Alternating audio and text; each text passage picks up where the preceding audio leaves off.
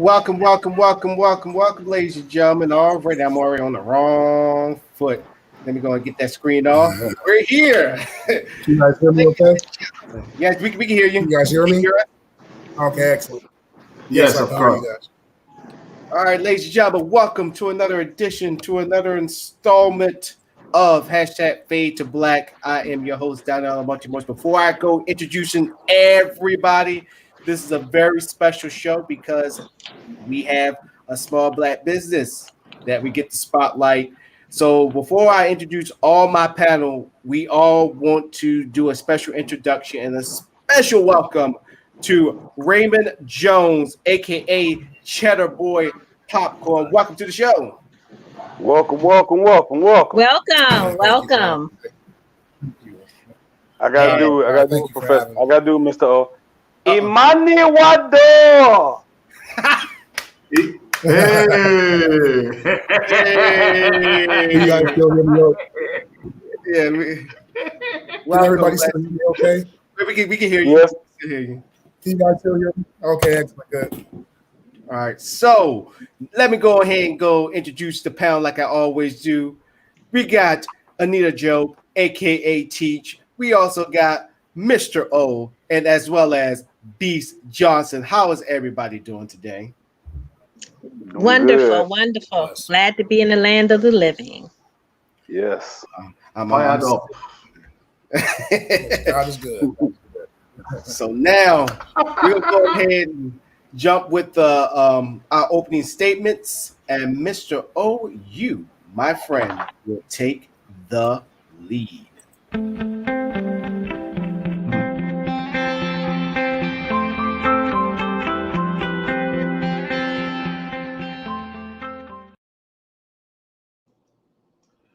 Well, as I said to you some programs ago, you will love to hate me and you will hate to love me.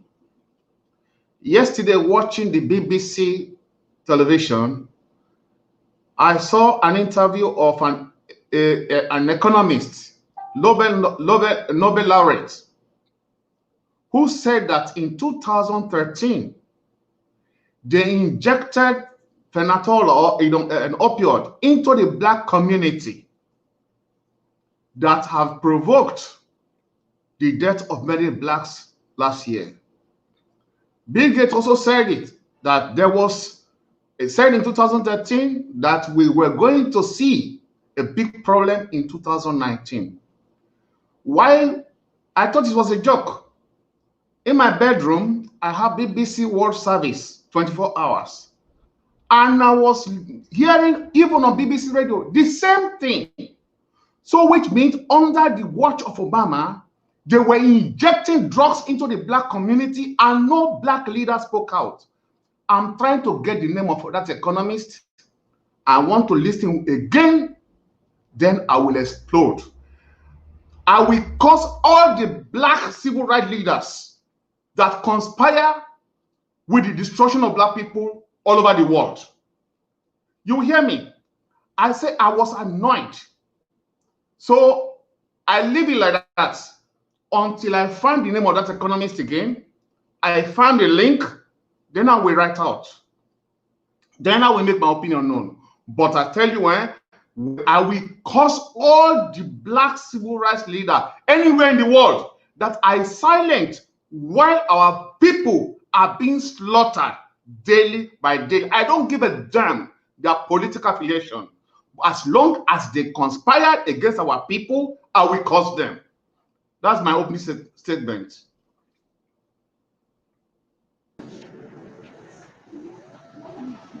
Negative. In 1966, at the first World Festival of the Negro Arts in Dakar, Senegal, Leopold Senghor made this profound statement, a statement that we in the United States have taken seriously as well as around the world. And he states that culture is the first requisite and the final objective of all development. Culture is the first requisite and the final objective of all development. We've been talking about race relations and what's going on in the United States. And we've looked at how the African American has been the light towards diversity and helping other races understand and embrace diversity through all of our acts that are reactions to oppression. So as we are going forward, we're reclaiming our original systems of worship. We're going back. We're doing our Sankofa, which means to go back and pick up the gems of the past. And we're walking away from the oppressive religions that bound us. And we're embracing the call of the spirit, the call of the ancestors. We are embracing that call. And that call brings us back to our culture, which is a prerequisite and final objective of our development.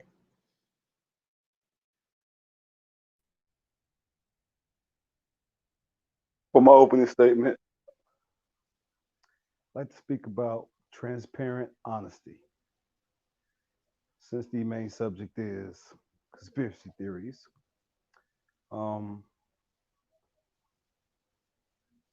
it is easy to fall into the realm of conspiracy theories when communication and information is lacking.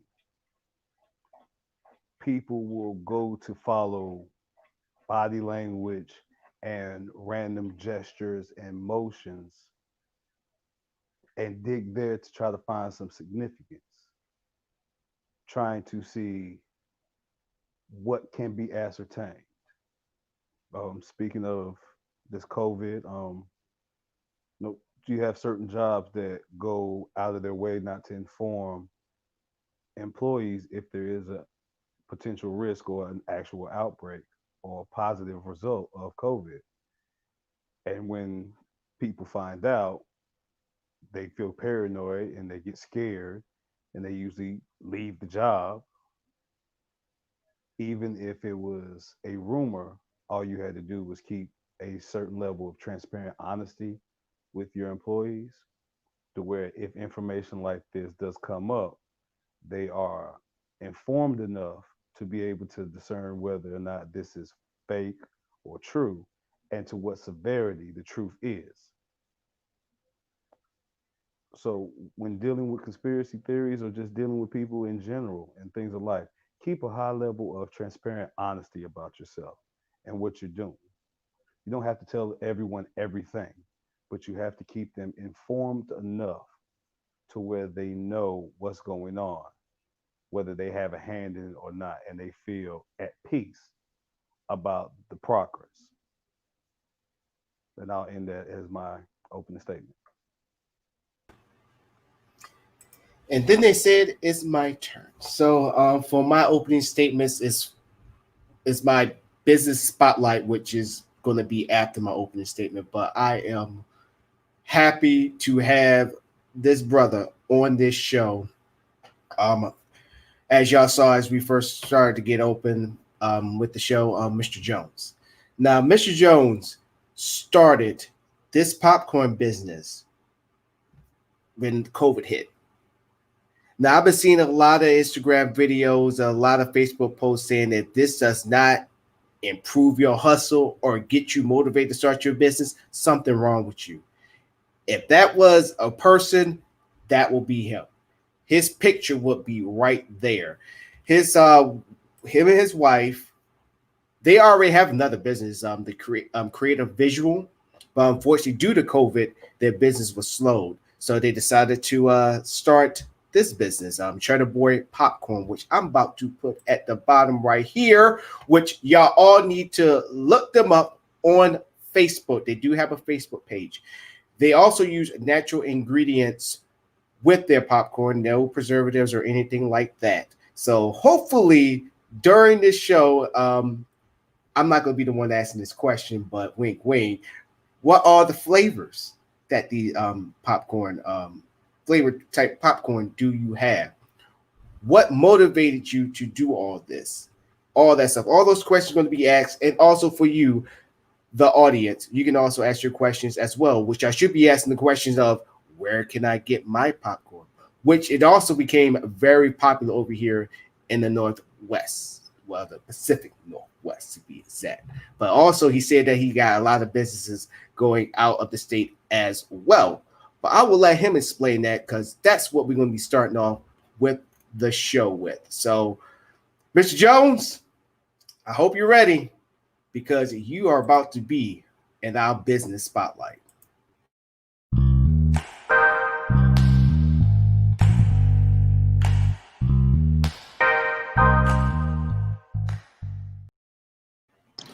So now, with all that out the way, hopefully I did you good justice there, Mr. Jones. Tell me if I did or didn't. You know, just Yes, let me know. excellent. Oh, that's cool. Excellent. So, my first question is just for your business, Mr. Jones. What really inspired you and your wife to be like, you know what, baby? You know, I'm not gonna let this COVID stop me. We're gonna do it. We're gonna go 110% in it. What was the main factor for you and your wife to just jump into this venture?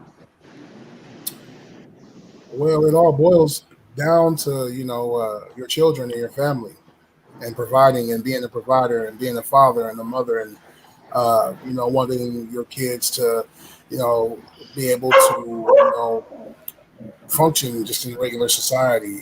So we just decided to go get up one day and say, hey, it's time to go. And that was our main motivation, was our kids, and trying to actually live this so-called American dream that we have out here today as being African American. So that was our main focus, to prove everybody that you can do it no matter what color your skin is. You can be a part of something and you can own something.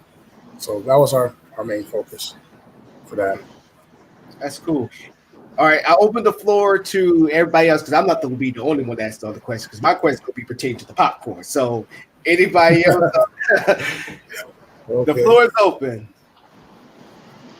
I would like to ask you, this is a family business with you and your wife and your children probably as they grow older. What would you say was your greatest challenge, and how did you overcome it?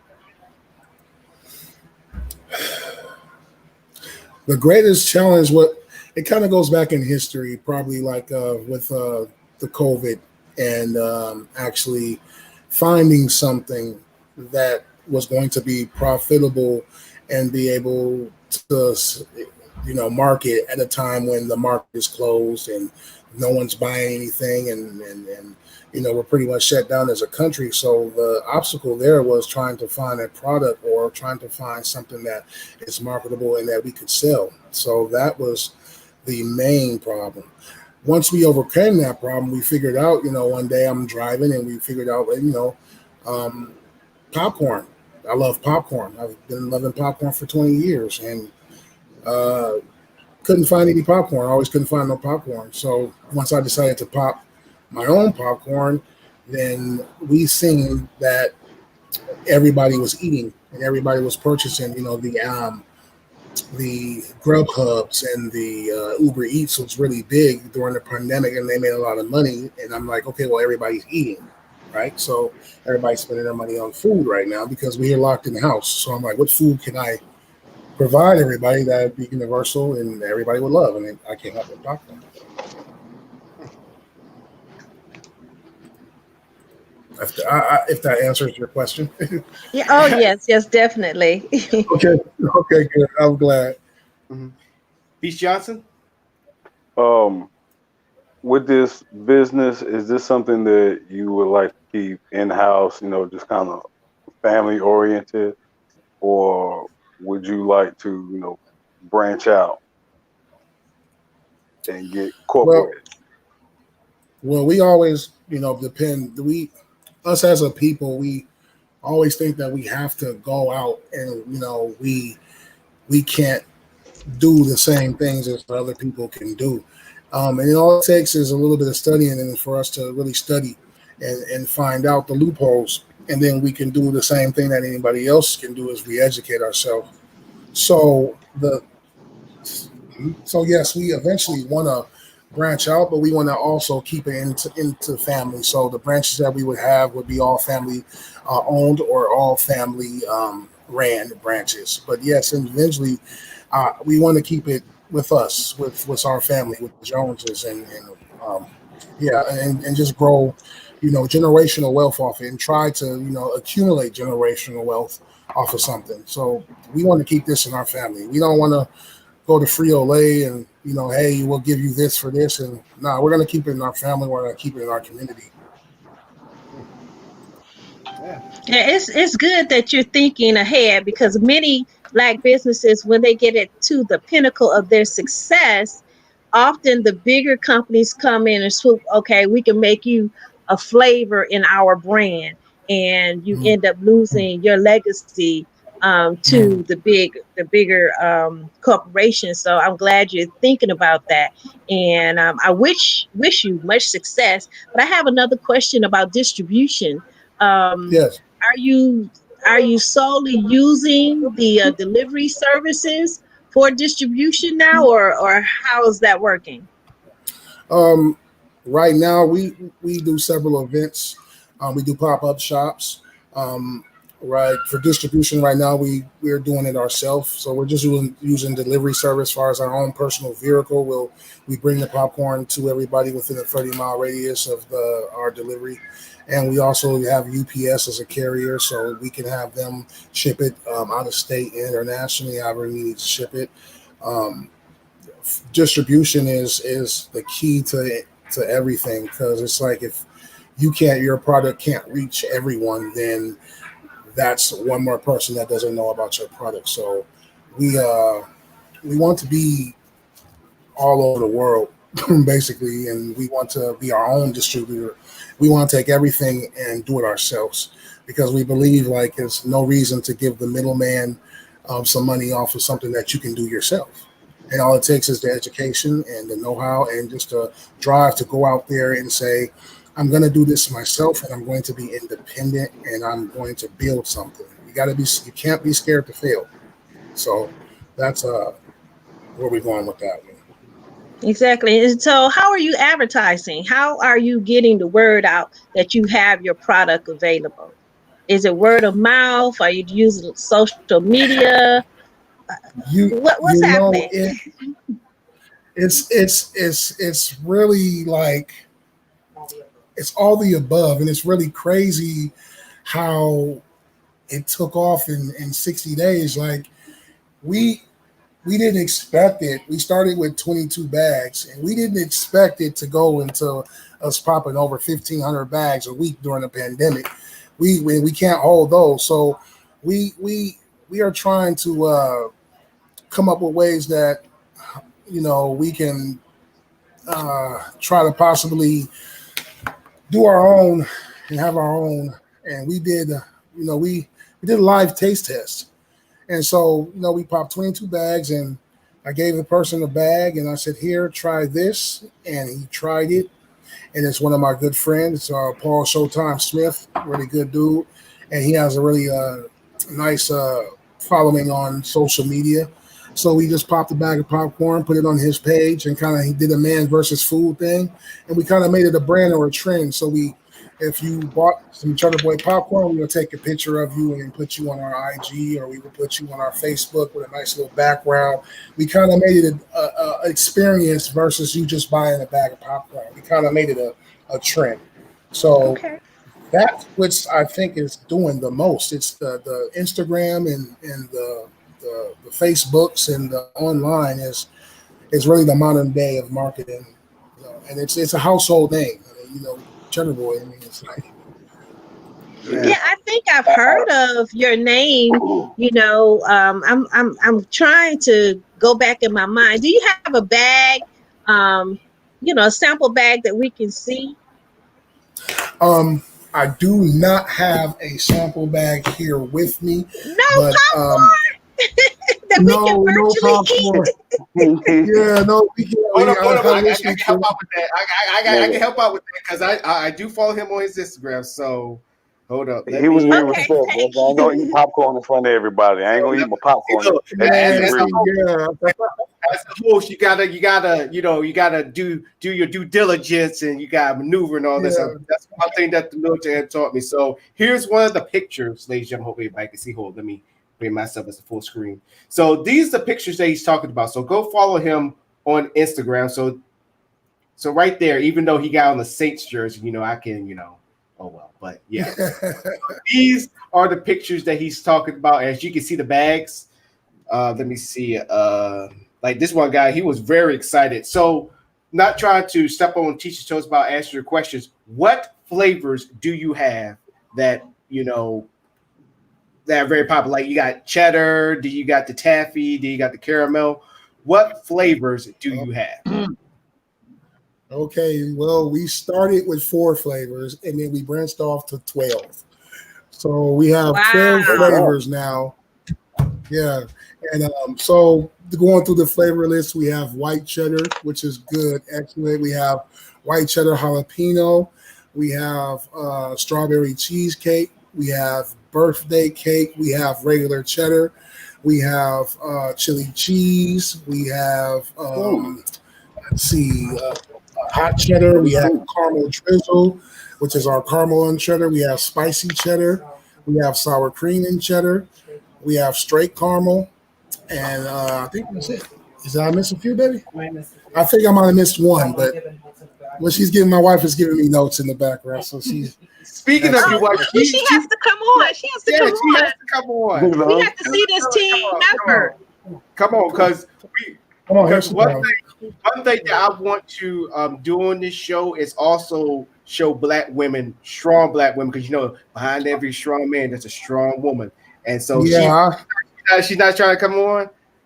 Well, she said give her 1 second. She wasn't prepared, but okay. I just want to say something. I just want to say something about that. Like every dream that I have had, she has been there 100% to try to push me.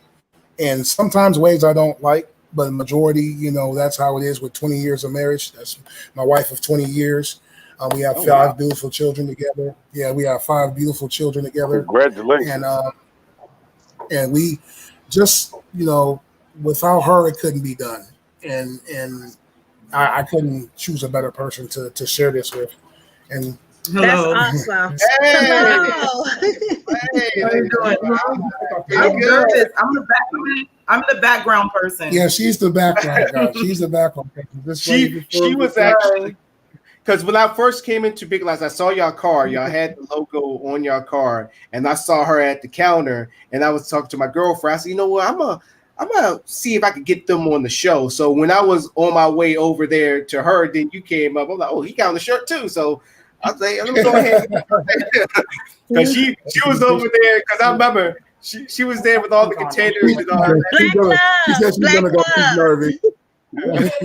Yeah, she was over there with the containers and all that stuff, and then he came up. Oh shoot, I can go ahead and talk to him. I mean, because she looked like she was already busy with the cashier and everything. I said, at least she needs me to come over there and ask questions. So, what is your what is the most popular flavor that everybody keeps ordering? Because I know it's got to be that many flavors. Birthday cake. Our birthday cake. Yep, our birthday cake is pretty popular. Our jalapeno white cheddar. Our white cheddar is pretty popular. Our caramel drizzle and our spicy caramel is pretty popular too. Yeah, I was thinking that birthday cake. I was like, birthday cake popcorn. Yeah, well, the only way I can it's colorful. No, it's not. Actually, the only way I can explain it is, back in the day, your mom would cook a cake and she would give you the bowl and the spoon, and when you eat that, that's what it reminds you of. It gives you the bowl and spoon back in the day. Yeah, you'll have a memory. Okay. You'll probably have a memory. Yes. So, Okay. so let me ask you this: where do you get your raw popcorn?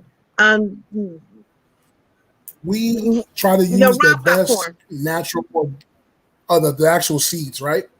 Mm-hmm. Yeah. Well, we have a local distributor, and we order our seeds organic so that everybody's not putting that junk and processing and all that stuff in their Mm-hmm. body. So we get our raw popcorn.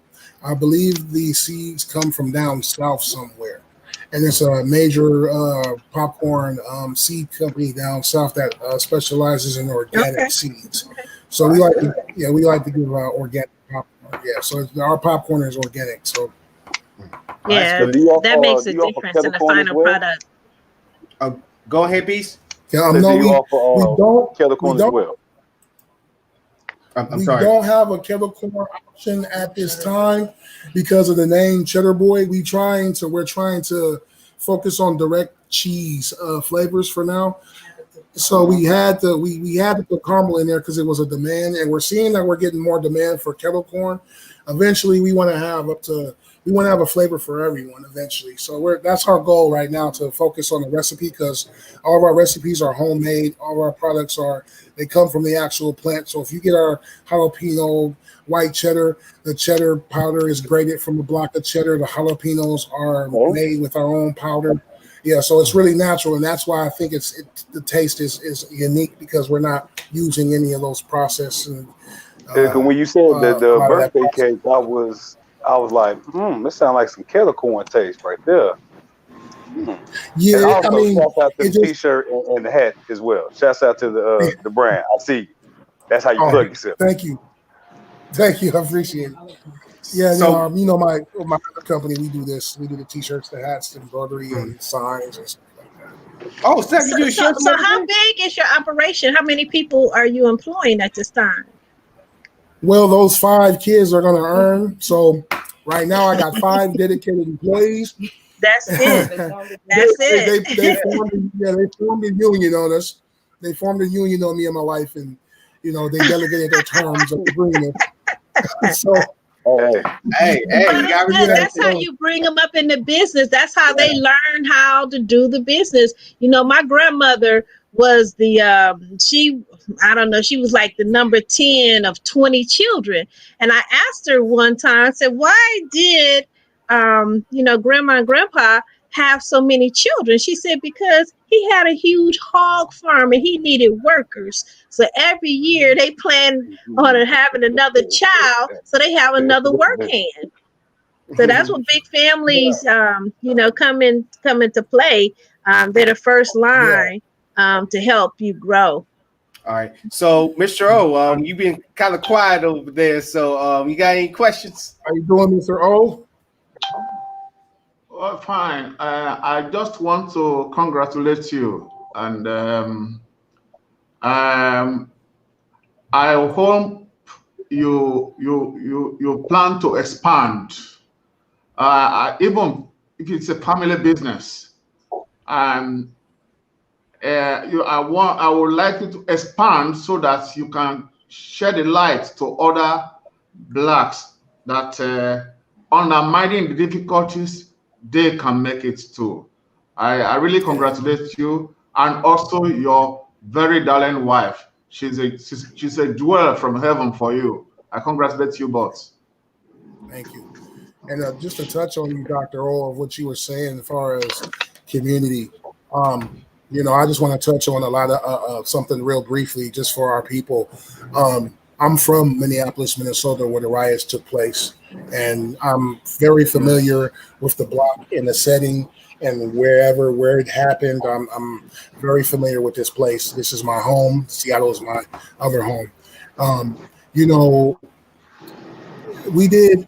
I believe the thing that happened is we did what we did out of anger, and we did what we did out of frustration. And if it had to be done to prove it I understand that, and that's the past.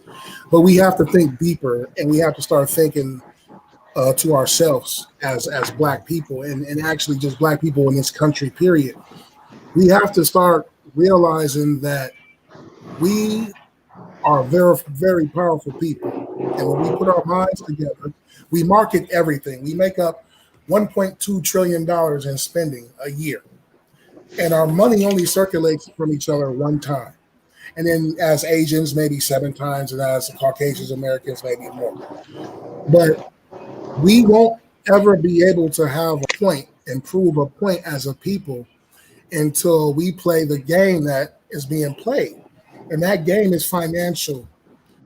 We have to figure out something, everybody as a people, to say, hey, okay, if we go into a community, when we go into a hair store, it's not black owned. We go to our local corner store that won't let you go 5 cents and you've been shopping there for 10 years, it's not black owned. When we go to a restaurant that gets some chicken, it's not black fried or black owned most of the time. So we have to start changing that.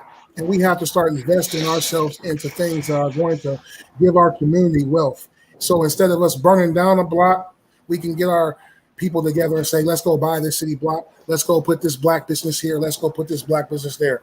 And that's what my main focus and me and my wife's main focus and goal is for this, for our people to see, like, you know, you can do something.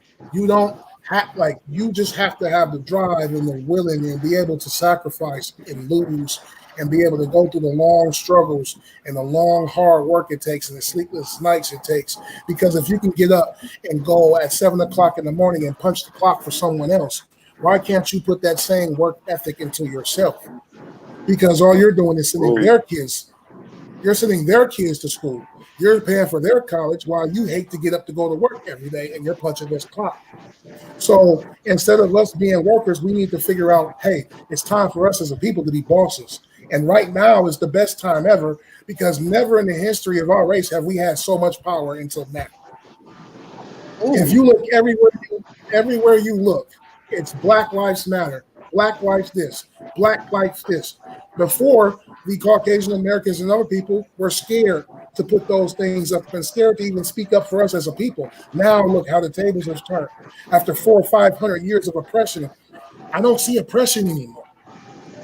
And I don't think our people should look and blame and see oppression. We should see opportunity. And when opportunity presents itself, you got to grab it. And that's just what I believe. Hey, he's already coming with the fire. So yeah, he's already coming with the fire. So for us to end this segment and go into the main story, where can everybody reach? I already showed your Instagram. Let me go ahead and show that again. So you should follow him, Cheddarboy. Let me put my screen up real quick. Cheddarboy at Instagram. Let me go ahead and focus this up real quick. There you go. Cheddarboy Popcorn. Yep. Follow him. At Cheddarboy Popcorn. Mm-hmm. At Cheddarboy Popcorn, and on Facebook, at Cheddarboy Popcorn. Right, I have one last question, if I may. With the COVID and the pandemic, were you able to benefit from any of the business pandemic funds, be it loans or grants? Okay, let's explain. You know, we've had 2 businesses and filled out 2 applications, and sometimes I believe that God gives you a mission that you have to achieve by yourself in order to appreciate it. We've tried to go and, you know, hey, we need help with this, we need help with that. Can we get this? Can we get that? And with no success, you know, we always get the no, maybe not this time, or no, we can't have that. But, you know, it's kind of a motivational tool. Like, okay, I don't want to get anything from you because I don't want to owe you anything anyway. So I feel like if I don't owe anybody anything and there's no back end and I just work hard and I just, you know, me and my wife, and we put our to the wood, I believe that we can achieve things without with trying to get those loans. But those things would be very beneficial. You know, we're in the current process of looking for people that will do independent investors, like people that will come and say, you know, we will give you this, and we don't. You know, everybody believes in interest on money, and we don't believe in interest on money. Like if you lend me $100, I don't expect to say, hey, give me $150 back. Even though that's how it goes, that's not morally correct. If you give me $100, I want to give you $100 in return. So we're looking for independent people and stuff like that to try to help invest. But I believe in the good old fashioned hustle, getting out there and just walking around, and word of mouth is the best market ever. So, if I answered your question there. Oh yes, definitely. All right. So now we get to get into our main book. You got something else, Michelle, real quick? Yes. Again, I thank you. Did you listen to what he said? It's what I have been saying. I've been saying that blacks should control their anger, and that we need somebody who is a thinker to guide us. And this is an example of a man who knew how to control his anger, and also who is a thinker. And now the road of victory is open for him. That's just what I want to add. Thank you for that, Dr. O. Thank you, man. I mean, when I hear you speak, man, it sounds like words of wisdom. And I thank you for that. You know, it's funny that you say that, Mr. Jones, because I said Mr. Hope, if Mr. Hope, see, look at that, call Mr. Hope. Mr. O, if Hope was a person you're looking at right there, that's Hope right there. Mr. O, that's Hope. If Hope was a person, that's Mr. O. Oh yeah, so let's go ahead. So once again, you can follow Mr. Jones, Mr. Cheddarboy at Cheddarboy Popcorn on Instagram. You can also look them up on Facebook. Anywhere else that I'm missing?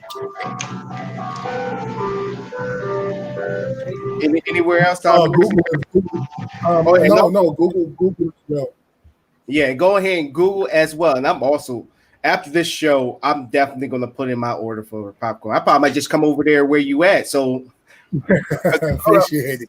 Speaking of that, let me go ahead and show that real quick, the address, if you don't mind. No, because we're doing online. We're not a store yet. So that's where we're actually manufacturing the product and shipping the product. So as soon as we venture into the store, which is in the next 60 days is our plan, then we'll have a live location for everybody to come in and get their popcorn. But right now we're doing it at our humble home. So all right, cool. So I'm definitely gonna put my order in. Is anybody else gonna put their order in after the show? Yeah, I'll order some.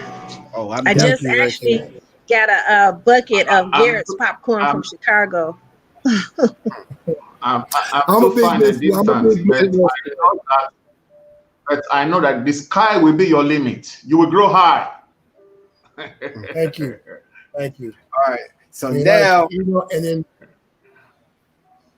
just one more thing too. Like, it just another brief thing I just had on my mind that I had to say, and I just want, and this is just for enlightenment of my people one more time.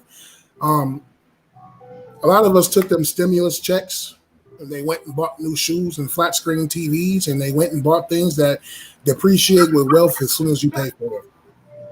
So a lot of us went and did a lot of foolish things with those stimulus checks. When those checks came out, we should have did something. Like my people, that's what I took. I took my stimulus check and we bought everything we needed for popcorn. Everything we needed to start this business, we took our stimulus check. And we didn't sit back and go buy Jordans. And we didn't sit back and go buy flat screens. We didn't sit back.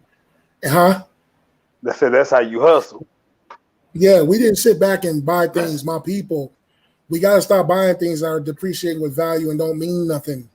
We got to start getting artwork and bonds and stocks and gold and silver and not Jordans. And, it bothers me it bothers me and it hurts me how that's for another part of the show, I believe, but I'll get into that later. Don't worry, we're about to get into it right now. Don't forget to follow Cheddarboy Popcorn on Instagram, Facebook. Also look them up on Google, and I believe you all got all in stock. Everything is in stock, all the flavors. Yeah, I think we pretty much stopped on strawberry cheesecake. Forgot about that one too. Oh, okay. Yeah, I'm already getting strawberry cheesecake. Yeah, I might try that. Now, let's get to the nitty-gritty of today's show. So let's get to our main. I'm hearing some music in the background. Yeah, some music going on, but yeah. My Yeah, time. man. Yeah, that's an ice cream truck going down the street. Yeah, I'm that sounds like sorry. nice. I'm like, I need to go grab me an ice cream sandwich real quick, man. It's getting Here. crazy. We got you a new flavor. Teach flavor. Ice cream. He said, what you say? Ice cream There we sandwich. go. Got it. So that's the idea for you. Teach. I already got you your own little. You can be on front of the bed now. Just go ahead and smile. There we go. There we go. All right, let's go to our main story.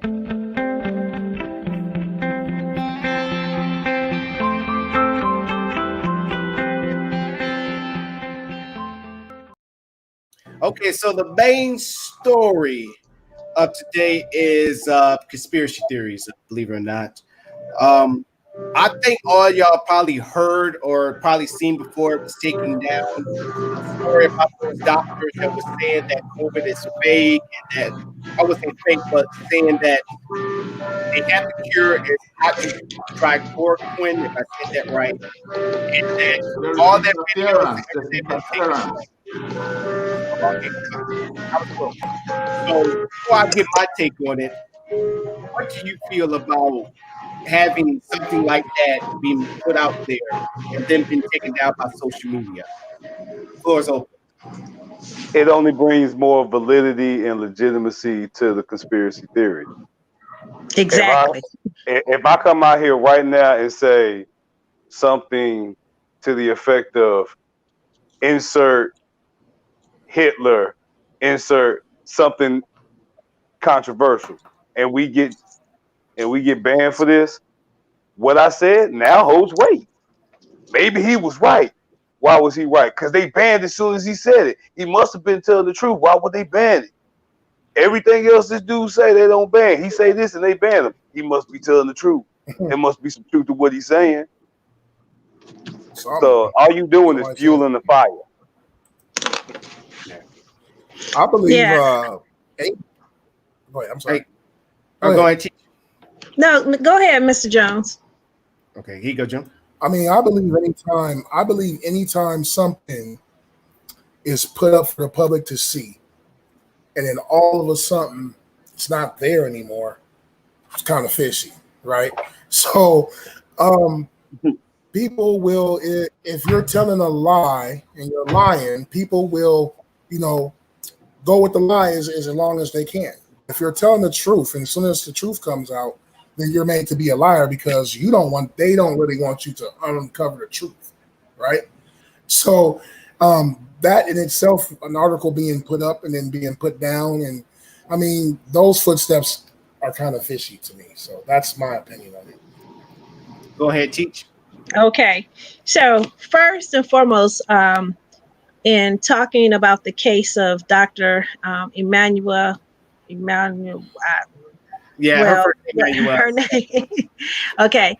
I myself believe her 100%. I do not think it is a conspiracy theory. I believe that she is a whistleblower.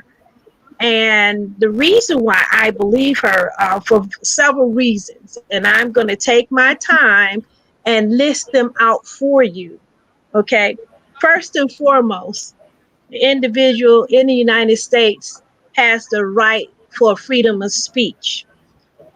Because the video and all other subsequent, her Facebook page and other articles were taken down, that falls up under censorship as well as controlling the information that will get out to the people.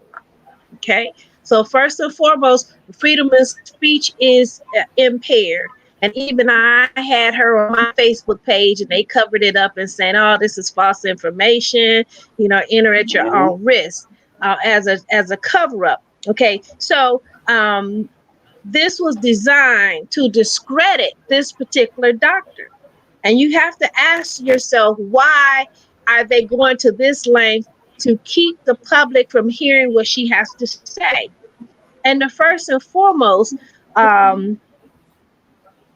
going to the things that we know or the things that the medical community knows that the public at large do not know. First of all, the hydrochloroquine is already approved, been approved for several decades by the FDA for use, one, as arthritis medicine, and two, as malaria medicine, and three, as lupus medicine. Those are the three main medicines that you can get a prescription for, the hydrochloroquine, and also for traveling. The hydrochloroquine is a derivative of the Artemisia plant. And it has been found out that the Artemisia plant is the natural herb that hydrochloroquine comes from. And it has been known to assist with the recovery of pulmonary diseases or any disease that deal with the lungs and the breathing, okay? And to show you how our country, Big Pharma, will go to try to discredit this doctor and anyone else like her, knowing the high potency of this medication to eradicate the COVID.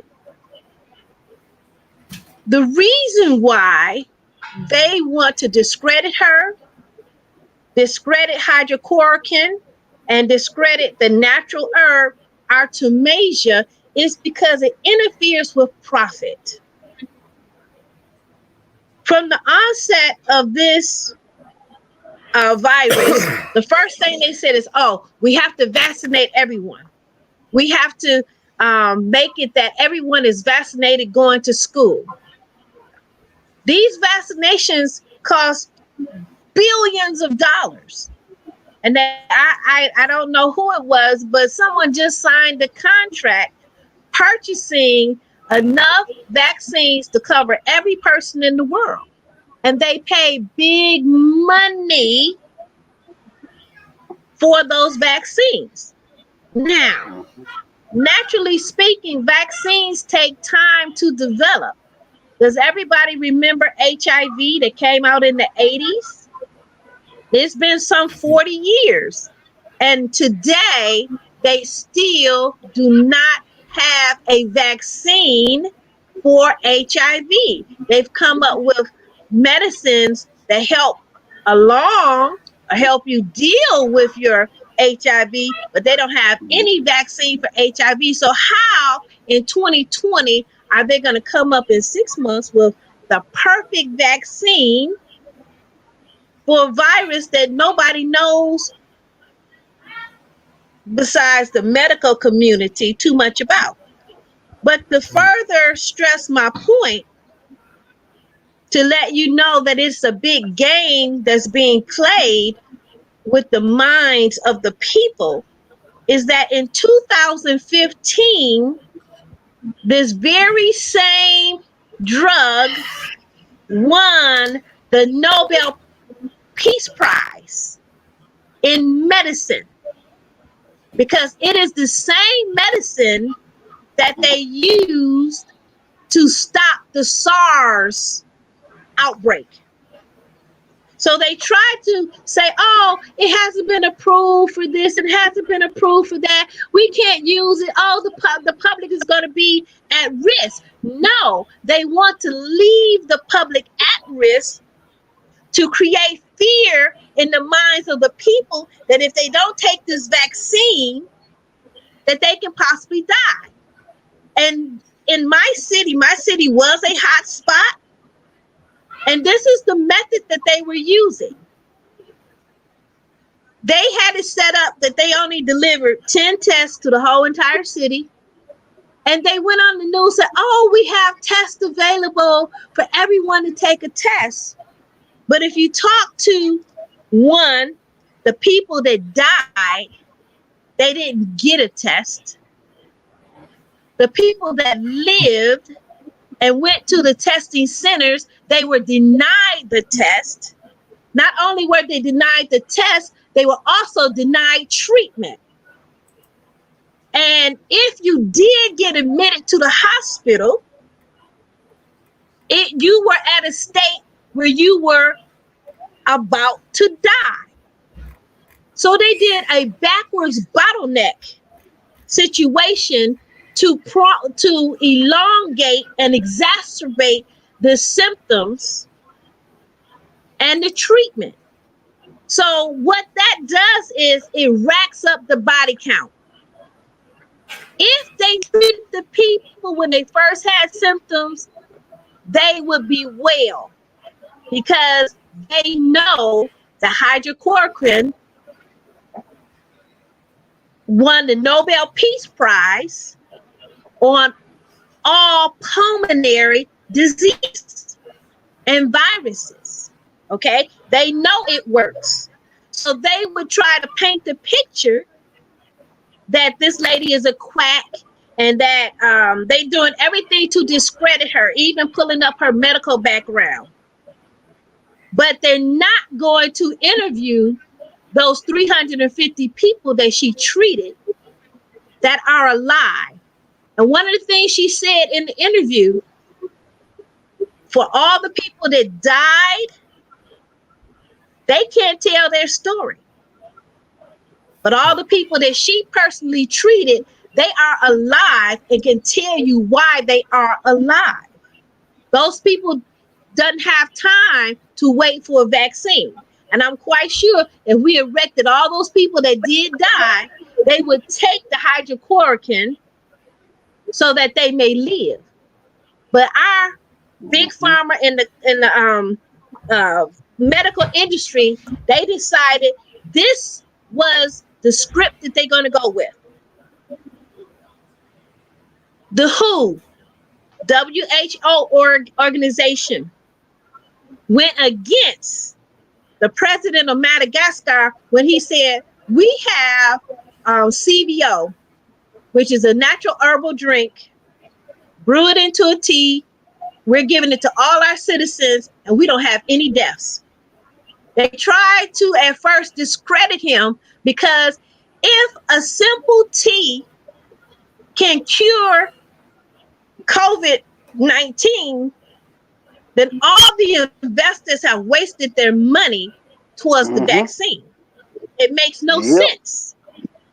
Okay? It makes no sense. So this is my statement. And I believe earlier in the show, I gave my personal testimony. I believe everything that this lady is saying because I was a victim of COVID-19. And I wrestled and I fought with that disease. And the first thing that came to my mind when I got sick, I went to the doctor. The doctor wrote me a prescription. She saw me, but she like, look, you go straight to the hospital. She wrote me a prescription, and I'll bring it up in a minute. The prescription says, go to be admitted into the hospital. That's how sick I was. And for me to get tested, my doctor's office was not 10 minutes away from the doctor's office. When I got to the hospital, they said, oh, we're not going to admit you. You can't come in here. They denied me entry.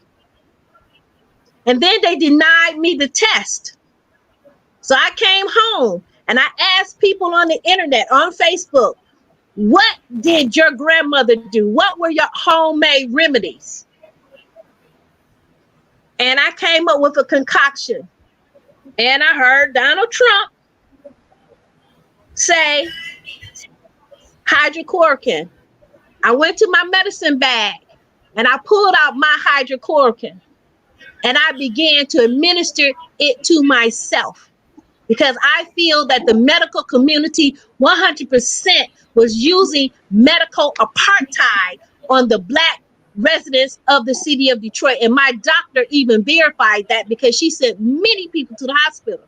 And when I came for my follow-up visit, my doctor said, People that didn't look like me, they got admitted to the hospital. They got treated. People that looked like me were sent home. So you cannot tell me that the reason why they're discrediting or attempting to discredit and take down her speech is because it bites into their bottom dollar. And I would not be surprised if we don't hear in the next day or two that she committed suicide or she died or a car, Well, ran off the cliff. there Or is. I was just gonna say something something about that. But I she was gonna say said, something like that. but she said it. If I get nailed to the mountain, Go ahead, T. it is my life because I've treated the people. Yes. I much rather see the people alive than them being dead. Mm-hmm. But it makes perfect sense, you though. see, No, Go ahead, Mr. are we just Wait. Go ahead, touching on Mr. the COVID? yes. Anita, my sister, I love you every day more. Welcome home. Because many of this, I had warned about it.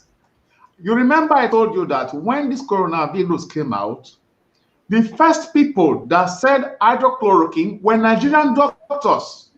That was 2 weeks before Donald Trump said it. Mm-hmm. And Nigerian doctors have been saying it, and they have been using it, and it worked. You see, we are in a war. This is a world war. One group want to make money by cheaping all of us. This is a war. So the laboratory are now at war of who gets the market. One wants to drug us. You remember in my opening statement, I said yesterday, a Nobel laureate in economics said it, that in 2013, opioids were induced into the black community in the US, and it was that exploded in 2019 in COVID. They want to kill us. Well, Now you make it a is very us. clear explanation. A very clear explanation. I agree with you. You said the truth. It is not just us. It's mainly us. Like I said, the COVID-19 has been spoken about for at least since the 80s. Just the whole strand of COVID. As recently as a couple years ago, Bill Gates made reference to we should Yes. get rid of 10 to 12% of the world population to make sure Yes. everybody can survive with what we got going right now. So we don't have to go to like Soylent Green cannibalism or completely genetic clone meat. He's like, well, we just kill off 10 to 12% of the world and we can avoid that. And now we have this COVID and we have all this paranoia as far as the hydrochloroquine goes. There's truth to that because even Trump made this statement. I use it, and they immediately used his buffoonery to say, well, he said hydrochlorine because they started memes saying confusing people, saying no, it wasn't hydrochloroquine, it was hydrochlorine. He was talking about putting chlorine in his body. Thus, memes popped up of Trump ingesting himself with chlorine, saying he's better. All furthering that dissension and that paranoia, and making people go against what is obviously in front of you to help you. But like T said, pharmacology, big business, the medical industry in a whole is no longer the Hippocratic oath is truly hypocritical. Exactly. And I believe So, if I may touch on it a little bit. go ahead. As far as the whole COVID-19 thing goes, it's kind of tricky. It's our dollar has been the greatest. The reason why America and our country is the greatest and most richest and wealthiest country on the earth is because back when the gas deal was signed with Saudi Arabia, the agreement was that the Saudis would only be able to buy or sell gas. And if you want to purchase gas, you would only be able to do it with United States currency, no matter where you lived in the world. If you wanted gas, you would have to pay purchase it with United States currency. That was the birth of the petrodollar. That's why our dollar holds so much power, because it's backed by gasoline. Now we coming into the new world where pretty much, America has been, we have, as a country, have been taking things for years. I mean, they took our ancestors, they took the Native Americans' land. So American has been taking things for years, and during them taking things and being the way that they have been to everybody in the country, enemies start becoming friends. So henceforth, the BRICS nation, which is Britain, Russia, India, China, and I believe South Africa. They have came and said, okay, hey, look, how about this? How about now that we pay you gold for gasoline? So if you look at our stock market and you look at everything that's going on with the COVID situation, there's nobody at the oil wells pumping the oil. So they're going to do. They're going to stop the oil wells. No, they're not going to stop them. They're going to keep them pumping. So at one point in time during this pandemic, our gas was getting really low. Yeah. And that's because there was no need. If there was no need for the overpile of gasoline, the overpile of oil, what are we going to do with it? It's going to cost us more to start these wells up again versus just giving this gasoline away. So our dollar, as we know it, and people won't tell you, they won't say, hey, our dollar is on the verge of collapsing. Your money's not going to mean anything in just a minute. They're not going to come out and tell you that. What they're going to try to do is they're going to slowly do something, switch you to a digital currency, or they're going to slowly introduce something. And what do you do when you do that? You go with the COVID. Now you have to look at where the COVID hit. The COVID hit major port cities, right? It skipped all, these little spots and these little areas, but you got more infections in New York. You got more infections here. You got more infections here.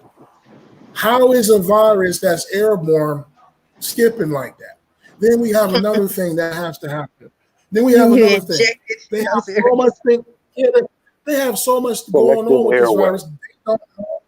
They just tell you everything. Like they tell you Kennedy got shot and it was Lee Harvey Oswald who fired all those bullets, and the bullet turned around and took a spin and you believed it, So it's good for the government to try to do the propaganda. Now, what do you do? How do you shut down your whole economy?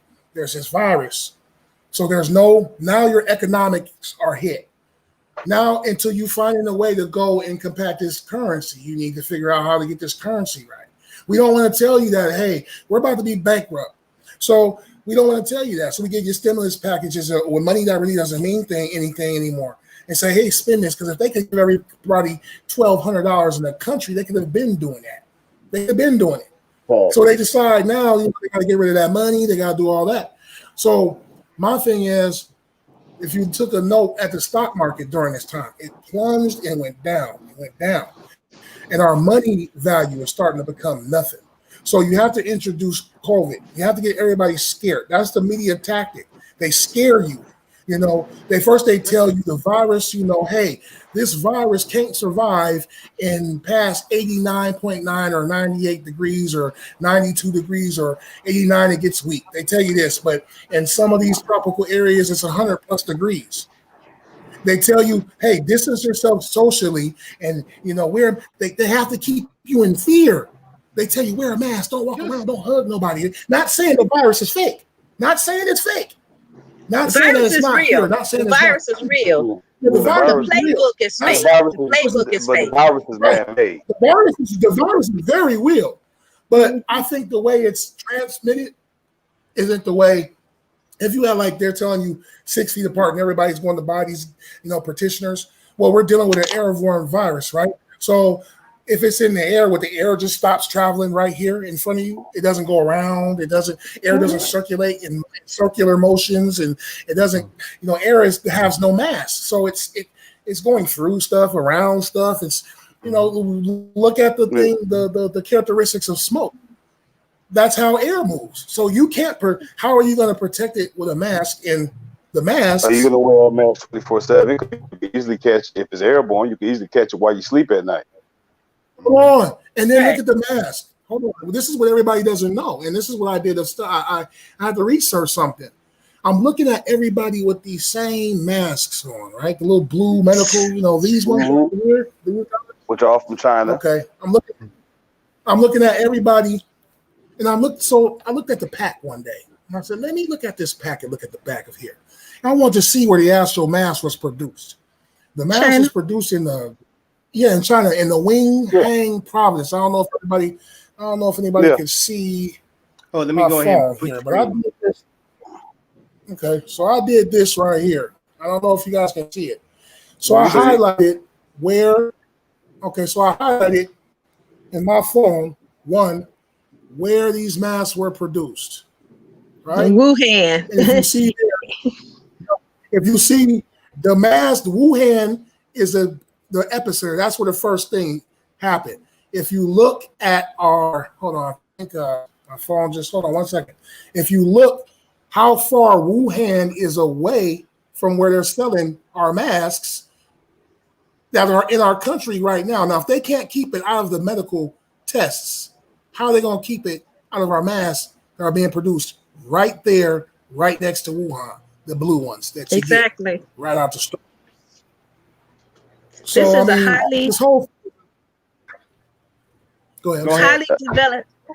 highly developed scheme. And the thing that I want to call attention to is that every flu season on the news, they say, oh, flu season is upon us. Make sure, one, you get your flu shot. If you're 55 or older, make sure you drink plenty of liquids. Make sure you do some vitamin C. If you have a fever, make sure you're taking some type of Tylenol or Advil to bring your fever down. But look at what they said with the virus. The virus, they said, if you have symptoms of the virus, one, just wash your hands. Two, stay away from people. Three, rest. So when I had the virus, I understood the interpretation of not giving me any tools to attempt to fight this virus. That's what that was. It's a fake out. It's a fake out. And people are like, oh, you're dirty. You're not washing your hands. Washing your hands is not going to do anything for you breathing in the virus that's in the air. Okay. Neither is that mask either. That mask ain't gonna do nothing that you're walking around with either.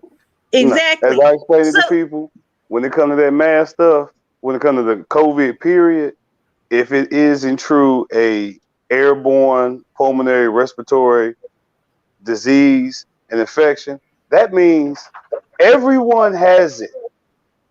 It is your immune system that is blocking the actual symptoms of it. So long as you take care of yourself, you ain't got nothing to worry about catching symptoms of COVID. Because if it is as they say they are, everybody got it.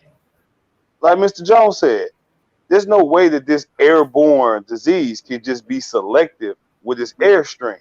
It's just going to fly till it gets to the eastern seaboard, bounce up, find a random current to bounce up so we can hit New York first. Then find drop, get a swell, get a swell so it pop back up in the airstream, and then we're gonna hit LA. So we're gonna cross over the entire US. No sprinkles. We're gonna go above. We're gonna go jet stream. So we above.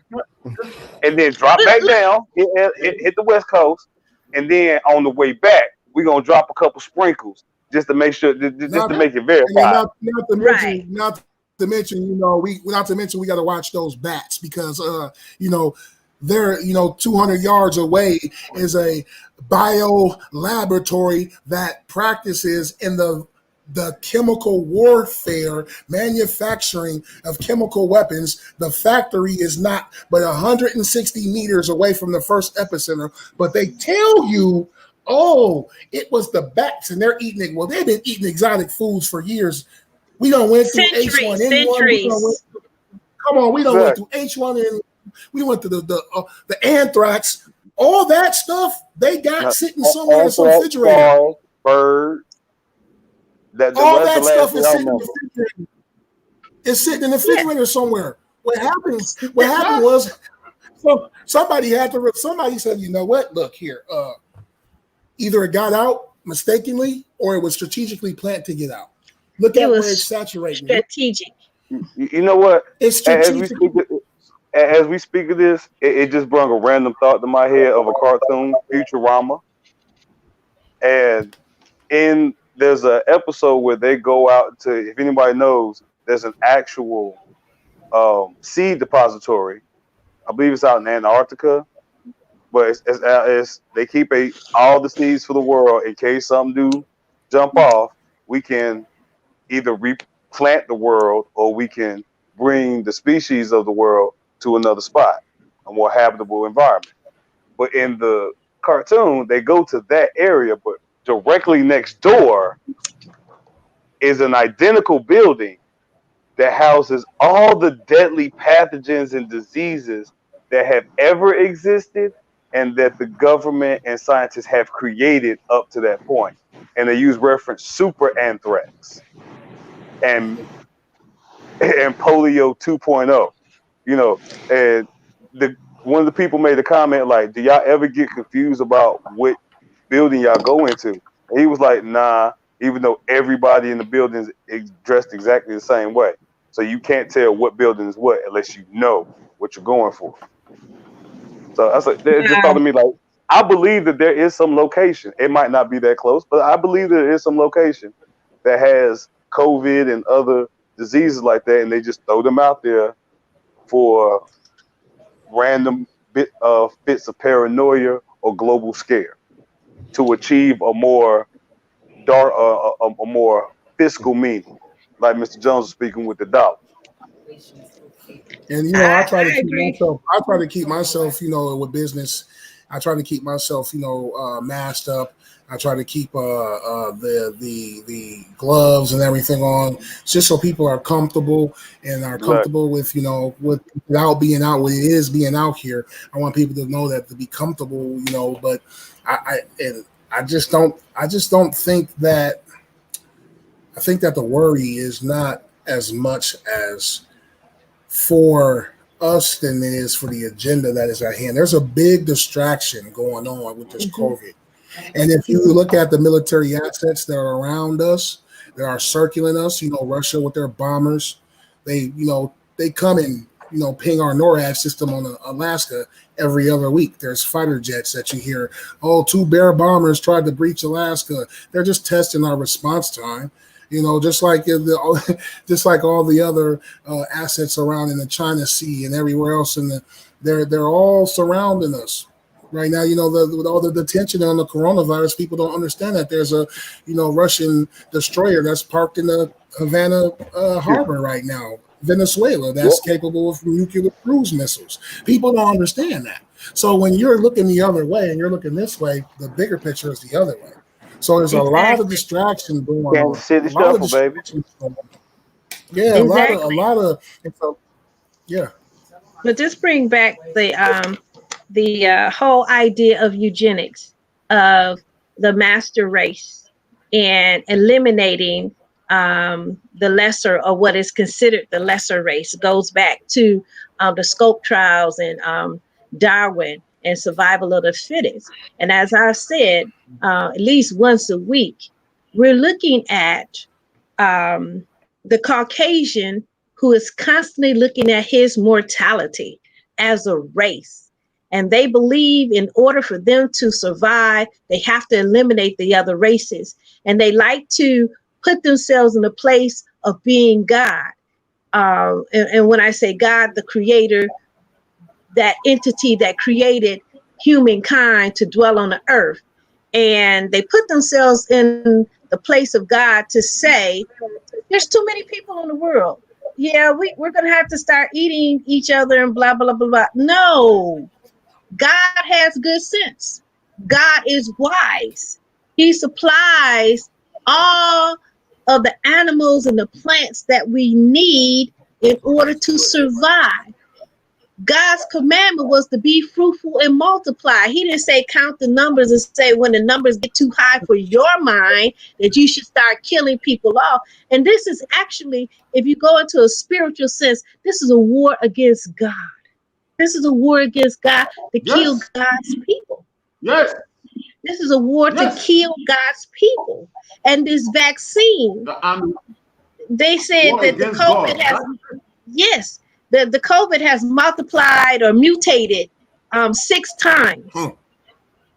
So they make one vaccine, then you plan any, mini, miny, mo on which strand of the vaccine, which strand of the COVID it would protect against. So no to the vaccine.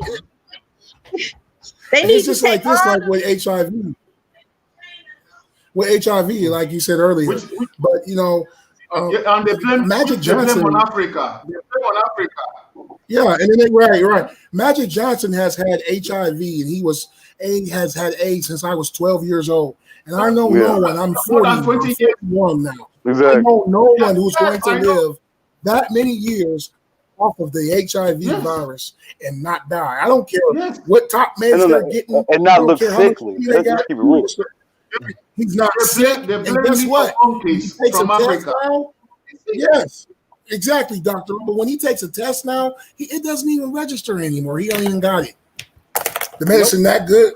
Yes. No. Hey, no. The thing is, he's had that medicine. The medicine that he's had, they just now put it out there. Like they just now have that AIDS medicine, the HIV medicine.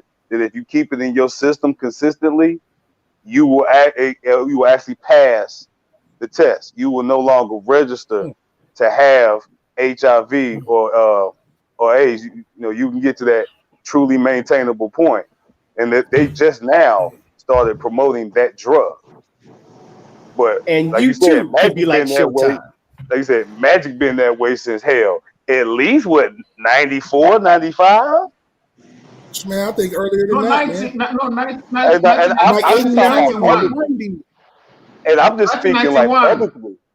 I'm just speaking like publicly, like the point where like everybody knew that he got AIDS, but he's still good. Now it's to the point like, you sure this nigga got AIDS? You sure this nigga got HIV? Yeah, because like what Paul Mooney said, I want his HIV. Yeah, he's been healthy for a hot minute since remember the 30 for 30 when he made the announcement. Yeah, the Paul Mooney said, "Bill, I want the HIV that the Magic got. Magic get HIV, you get a Starbucks, you become a businessman. You get money. I want that HIV. And then look at it. And then look at it. He's in one of the top cities in America, LA. So he's going to get the top. Yeah, he's going to get the top treatment, like top notch. He's not going to get the rinky dink. And he got the top notch mother too. He got the top notch seller. Oh yeah, he had the money. And then not to mention, this is a money game. And then not to mention, you're a legend too. You've been playing with the Lakers all your career. You won them championships. So yeah, not only you will get the top notch care, you probably got them on speed dial. Whatever new freaking cures, if you just get the simple flu, they probably already got the cure. He just need to call them. Hey, I'm sick. Oh, when you need it, come on, Showtime. When you need it, they don't even call Magic. They say Showtime when you want it. Exactly. When you in that type of position too, you got to think about it. You in that type of position, you in that type of environment with those type of individuals and energies. You come across a lot of interesting information. Some people will call them secrets. You got 10 million. I know you got 10 million to kill yourself. Magic got it. And, a couple of this. It's just crazy how he's worth. Look, he's worth too much money to people alive than dead. Mm-hmm. So, he's sick. We definitely got to keep this nigga alive. We can't have him making no deathbed professional. All right.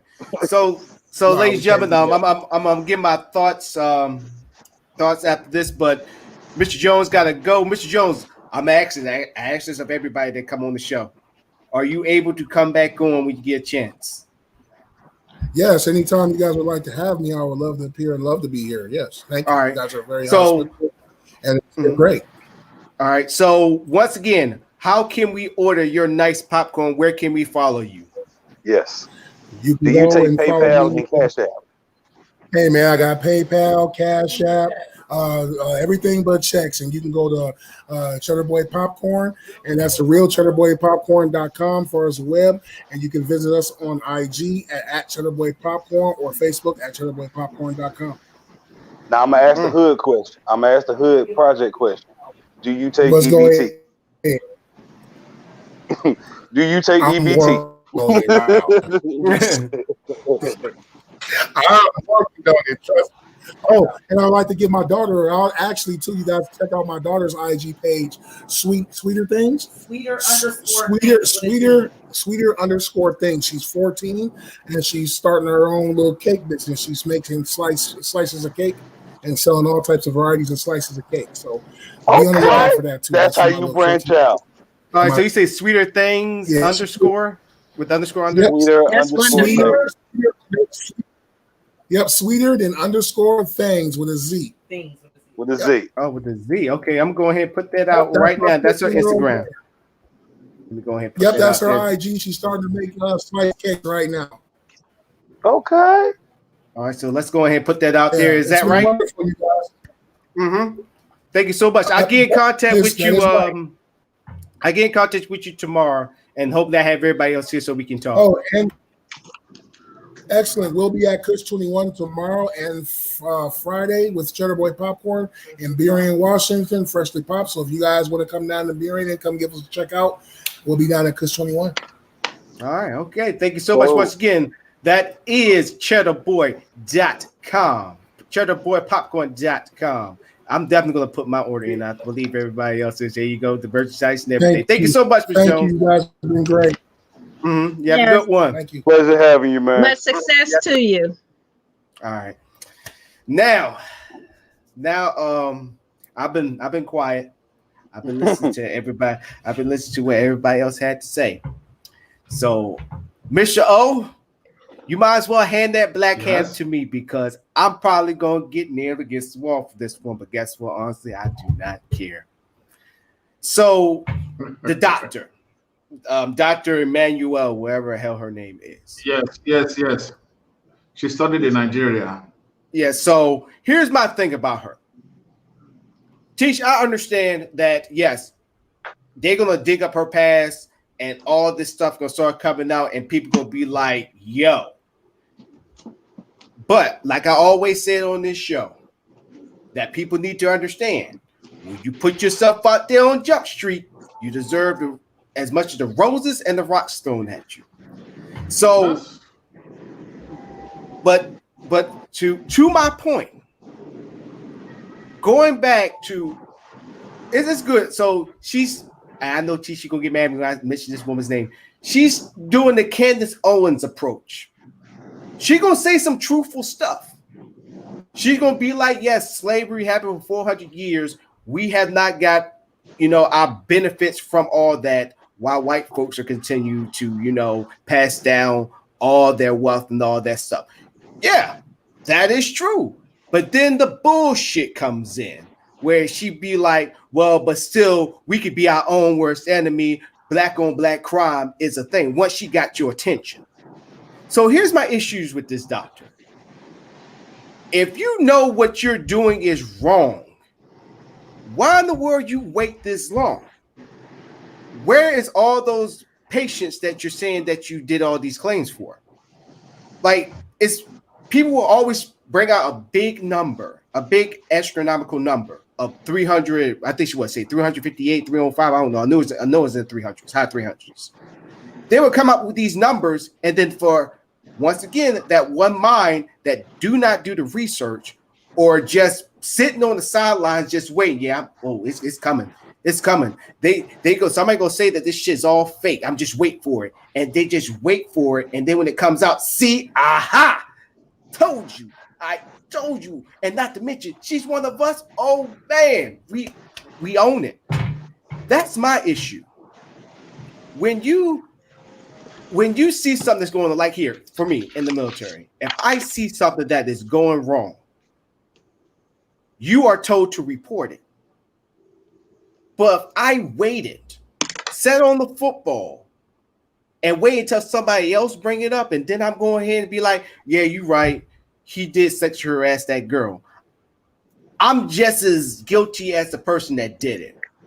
Okay, I need you to make it specific to her story. What specifically did she sit on and wait? What did she see being done wrong? Okay, so here's the thing. She went on Breitbart. Breitbart is a right-wing news organization that organized that whole entire thing, when she could have just went out there with the president and would have made that claim. They organized that rather than actually doing an actual press conference. Breitbart has always been terrible against black folks. If you watch their news media, they're always saying black people harassing Trump supporters, black people harassing police. So right there, that's a big disconnect for me. Okay, so you disconnected for the route that she took. That, and then also if you go back the on association, that's what I'm hearing. The fact that the fact that the information was presented from an organization who has a history of negative, who has a history to us. Yeah, and they will only I can see how he would look at her in a coonish manner. And then not to mention they will prompt people like us that thinks entirely differently and think that we are our own worst enemy. I'm not saying, like, hear from your story, Cheese, the reason why I didn't criticize her as much, because how she cracked, if I can say it right, it worked for you. It worked for you. That's why I was like, you know what? I can't dig her for that, because you are a living testament and proof that it works. My issue is many say it works. It's been like this is a war between pharmaceutical companies, and they have to, even Fauci himself is one of those who created this virus. He was one of those who helped the laboratory in Wuhan. He was the one who got Obama to $50 million laboratory. So this is business for all of them. Yes. Well, when you say why did she wait, I see that she wanted some reinforcement. She didn't want to be a lone person. Now, she may not have chosen the best source to do it, but when you are a whistleblower and she knows that it's all about money, she knows that it's a mark on her head. She just couldn't just stand up one day and say, okay, blah, blah, blah, blah, blah. She had to get some reinforcement. She had to feel like she had support behind her. Yes, because this is a dangerous game. Like I said, I would not be surprised if we don't hear she committed suicide. Yeah. Honestly, tell you the truth, I don't think she's gonna. I don't think she's gonna get killed. I don't think she's gonna get killed because I know she's not. I'm telling you, I'm gonna tell you why she's not gonna get killed, because I guarantee you. And one part that y'all forget, and the reason why I brung up Breitbart is because since she went out there on their platform, there's going to be a lot of right wingers, like all the other doctors that's coming out, sitting there making these pandemics and all that stuff. They are funding their operations. She also already goes on tours. So she is, I won't say well known, but she is heard about. She came up with stories. There's video. The liberals are the one behind this force. This woman literally said that we have sleep with demons. Okay, now on that tip, she had a video. These badass kids. Listen, were created by demons. No. These parents, these parents don't know how to treat their kids. But go ahead, Miss O. I'm gonna hold in for a little bit. They are donors to the party. Go ahead, sir. Look, Fauci, the two people who Trump has on top of his thing, they are donors to the Democratic Party. This is a coup of the liberals.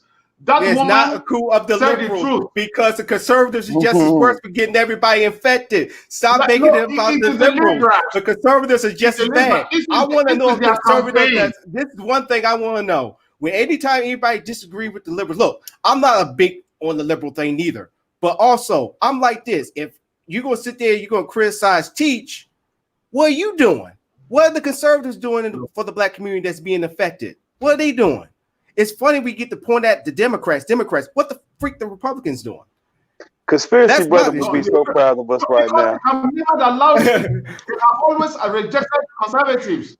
You know, you know that very well. It's now that blacks are now penetrating the conservative environment. Before, many of you don't like conservatives. Majority of you don't like. So what do you expect? You've been voting for the same majority of you don't like. I think. But hold on. I think what Mr. O is trying to articulate is the fact that what he is seeing from his perspective is the fact that blacks as a whole are now showing the fact that we know the game and we know how to use it and maneuver within it. And that's becoming a true issue. And that's true. And that's the root of the issue. He's like, hold on. These niggas ain't going to jail no more? Hold on, how they keep finding the get out of jail free card? What the? These niggas is counting the cards. Okay, hold on. We got to figure something out. Hold on, they starting. They paying too much attention. For anybody that wants to know what we're talking about, listen to Lupe Fiasco's "Dumb It Down," and he speaks on that in a very artistic manner. But it's very funny how he said, you know, they want us to be dumb. You know, stop telling them they can be queens. Dumb it down. Stop telling the brothers that they can be businessmen. Dumb it down. You got folks thinking that they can be somebody. Dumb it down. Right. Yeah, and so my point is to this. Yes, we getting hip to the game. I'm not saying that we're not. It's just a simple fact when people say this is a liberal agenda, and I'm like, okay, if it's liberal agenda, what the conservatives got to counter that? I hear nothing. It's just like this. I'm gonna keep using the plantation man. I'm gonna use the plantation mentality where you got a lot of the Republicans sitting there saying, get off the Democrat plantation. That's the field Negroes. But then the field Negroes are telling the Republicans over there, well, you still on the plantation even though you in Master's house. Well, and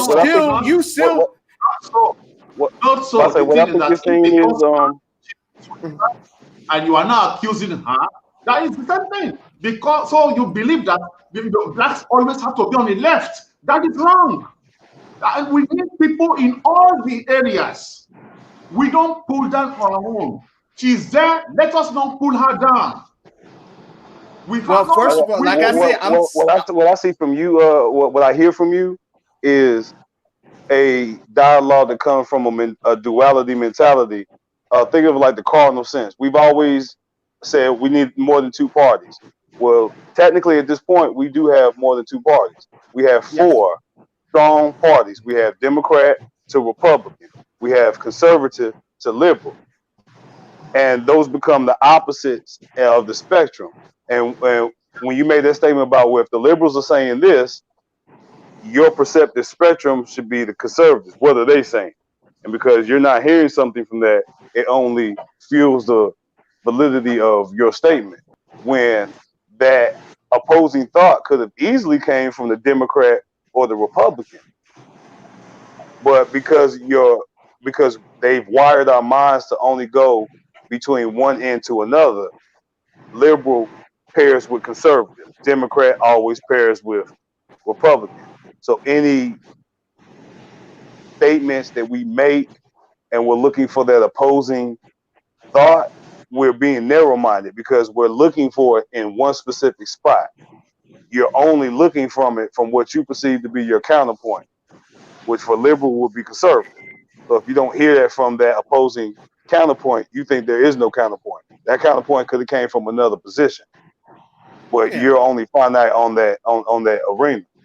Right. So I feel like we should get away from that mindset first, so we can really engage in this conversation, because that seems to be a lot of gas going into these political arguments. They're not even debates anymore; they're arguments. All right, go ahead, Teach. I would just like to say two short things. One, the African American community tends to look for that Messiah, that one group or that one person that can lead us out of Egypt And we have to put that down. That is a misnomer. Okay. And then the second thing is that be it Republican or Democrat, neither party speaks to the African American. We're forced to choose between the worst of two evils. They are two evils of the same coin. Whether you're a Republican or a Democrat, the root is the same, and it's evil. So I don't associate with one or the other, because to me, they're both one and the same. So for me, the argument goes straight over my head, because for me, it has no merit. Okay. What we should be looking at is, in the case of this doctor, her patients. Are they alive? Interview them. That's interview them. So that's proof. That's proof in all of it. That'll shut everything down. Right. And see, and the results. Go ahead, that's it. Yeah. And so that's why I'm pushing away from this doctor when she go on tour saying that yoga is a sin, and demon kids, even though Teach do believe that these kids bad as hell. Trust me, I know. And Mr. I understand. I understand. Yeah, and I understand. The greatest lie has she challenged Dr. Fauci. That's because she knows what they're doing. She's a doctor. But until I see those patients, then I will be like, I will literally come on this show, ladies and gentlemen. I always say on my podcast, and I'm saying here right now, if I'm wrong, I will say I'm wrong. But until then, I'm not saying that I'm right. I'm standing for what I'm saying. Until they can find those patients that supposedly are still alive, and she, cured. The record. Pull up the records. Pull up the records. Of those with COVID survive. 99%. And you have the HIPAA laws. You have the HIPAA laws. And no in the medical unit. You can't release no people and stuff like that. But we're not asking for that. We're just asking for y'all to do a thorough investigation. If you make a claim like that publicly, nationally, then 6 people. That's all we asking. 6 people. Right. Even if you I'll be honest. Even if you have 3 people. See, this is the issue. When I went to the doctor, when I went to the hospital and they refused to treat me, I said, well, can you give me some hydrochloric? And they said, oh, we have been, they have been instructed not to administer that drug. They can just write a prescription. In their license as a doctor, they can do that. But from the higher ups, they were restricted. So understand what these doctors are dealing with. So she wrote the prescriptions. She supplied the people with the medication. And then you hear they talking about, oh, they're going to turn her into the board review, but there's nothing they could do. Her record came out clean. Because as a doctor, she has the right to write a prescription as she see fit. She didn't have to get no prescription off the black market. She just wrote it. They took it to Walgreens or Fred's or wherever they get their prescriptions, and it was filled. Because as a doctor, that's what she can do. But at the hospital in my city, they had a mandate that they are not to prescribe that medication. So you have to understand. That's why, I don't criticize the people that she went to get behind her, because she knew that she would be standing alone, or she would find a group of doctors that felt the same way that she did, that somewhat give her some leverage as opposed to being a lone star. Now, as far as the demon kids and the stuff, she was brought up in Nigeria, and no offense to you, Mr. O, but Nigeria is heavily filled with religiosity. They take it to the 10th degree. So, and that's what they teach. That's what they teach in their church services. And she is an ordained minister. That she's an ordained minister. So yeah, she's gonna say things like that. My pastor has said things like that. I had a relationship, and I had a relationship, but I was convinced he was a demon too. So right, so I'm like, but see, that also gave me reservations too. And you a minister, and you know, religion and science do not go together. That's like oil and milk; it never goes together. Not necessarily. Well, I'm with Mr. on this. I'm with Mr. on this. I got your back. Science was born out of religion. Science was born out of religion because they were priests. It came out of priests. You know, they were priests. You know, science came out of religion. I can take that. I'm going to take a step further. Science at its core is proving the intelligent design that is God. If I could mix both realms together.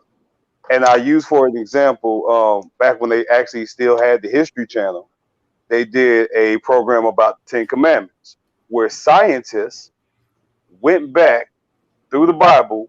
They went back through the historical topography, the historical events, and they actually explained all 10 Commandments from the first to the last, even down to why the firstborn son died. From a scientific point, it showed you that God has an intelligent design in the way that he moves, and the way in which he moved to punish Egypt was very systematic. By bringing way of the first 4 or 5 plagues, he had it set up to where, knowing the people's customs, for example, when it came time for the darkness and the famine, Jews and the Jewish people, they clean up after themselves. So in the store grain, they cleaned up to ensure they didn't have bugs or rodents. Egyptians didn't do that. So they had dark, damp food that was bug infested. And their custom is all meals, the eldest son gets double portions because he's the eldest son. So you're giving tainted, toxic, death food to children, then giving them the double. That's how they showed it. So I agree with Mr. O. Religion and science go hand in hand. It's just most people don't really realize it. And science came Because you have to have faith. You have to have faith in the religion in order to truly be a scientist. Because religion teaches us that there is a force that is so magical and so omnipotent, it is beyond our own comprehension. But we can gravitate to it. And that sounds like another show that we could be doing. Go ahead, Michelle. If you look at the Genesis, the first chapter says, in the beginning there was light, let there be light. And Moses was a man of science. All God light is energy. Any other thing that comes came out of energy. Moses said that vapor was allowed to go into the sky and come down as rainfall. That is physics. Look at how many thousand years Moses. So this was the first lectures of science. Then when you look at Leviticus, which was all pure medicine, of course, African medicine. But that is how religion contributed to medicine, to science of medicine. No, science came out of medicine, out of religion. First of all, thank y'all for making another topic for me, so I'm gonna have to do some more research on that. So, like I said, I admit when I'm, off my base a bit. So, okay. So I'm Mr. O, you're not alone all the time. Yeah, I know. You're not alone. You're not alone. But going back, because we kind of deferred it off of what we were talking about Emanuela. Yeah, my Emmanuel. See, my one thing about conspiracy theories is, I keep saying it on the show as well, is don't fall for everything you hear. Do your research. Do your research. So do your proper research. Don't just look up something that's geared to your argument. Because knowing what they just talked about, science or religion, I knew science and religion had a connection, but not that deep. So yeah, I'm like you. Yeah. That's why it's stuck in my head. Cause I'm like, they actually scientifically explain the Bible.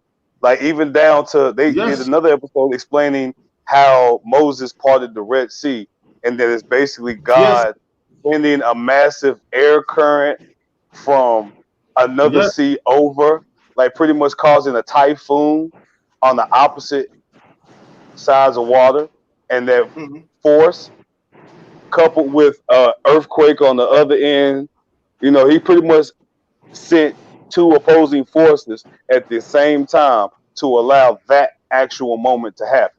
And it's like, if it Earth, happens, this is wind, how and it happens. fire. There you go. Yes, ma'am. All right, go ahead, Mr. Joe. One more thing, but I will not explain it today. You remember when Joshua said the sun should stay for 24 hours in a battle? Well, something happened. A Jew explained it to me. I leave it for another day.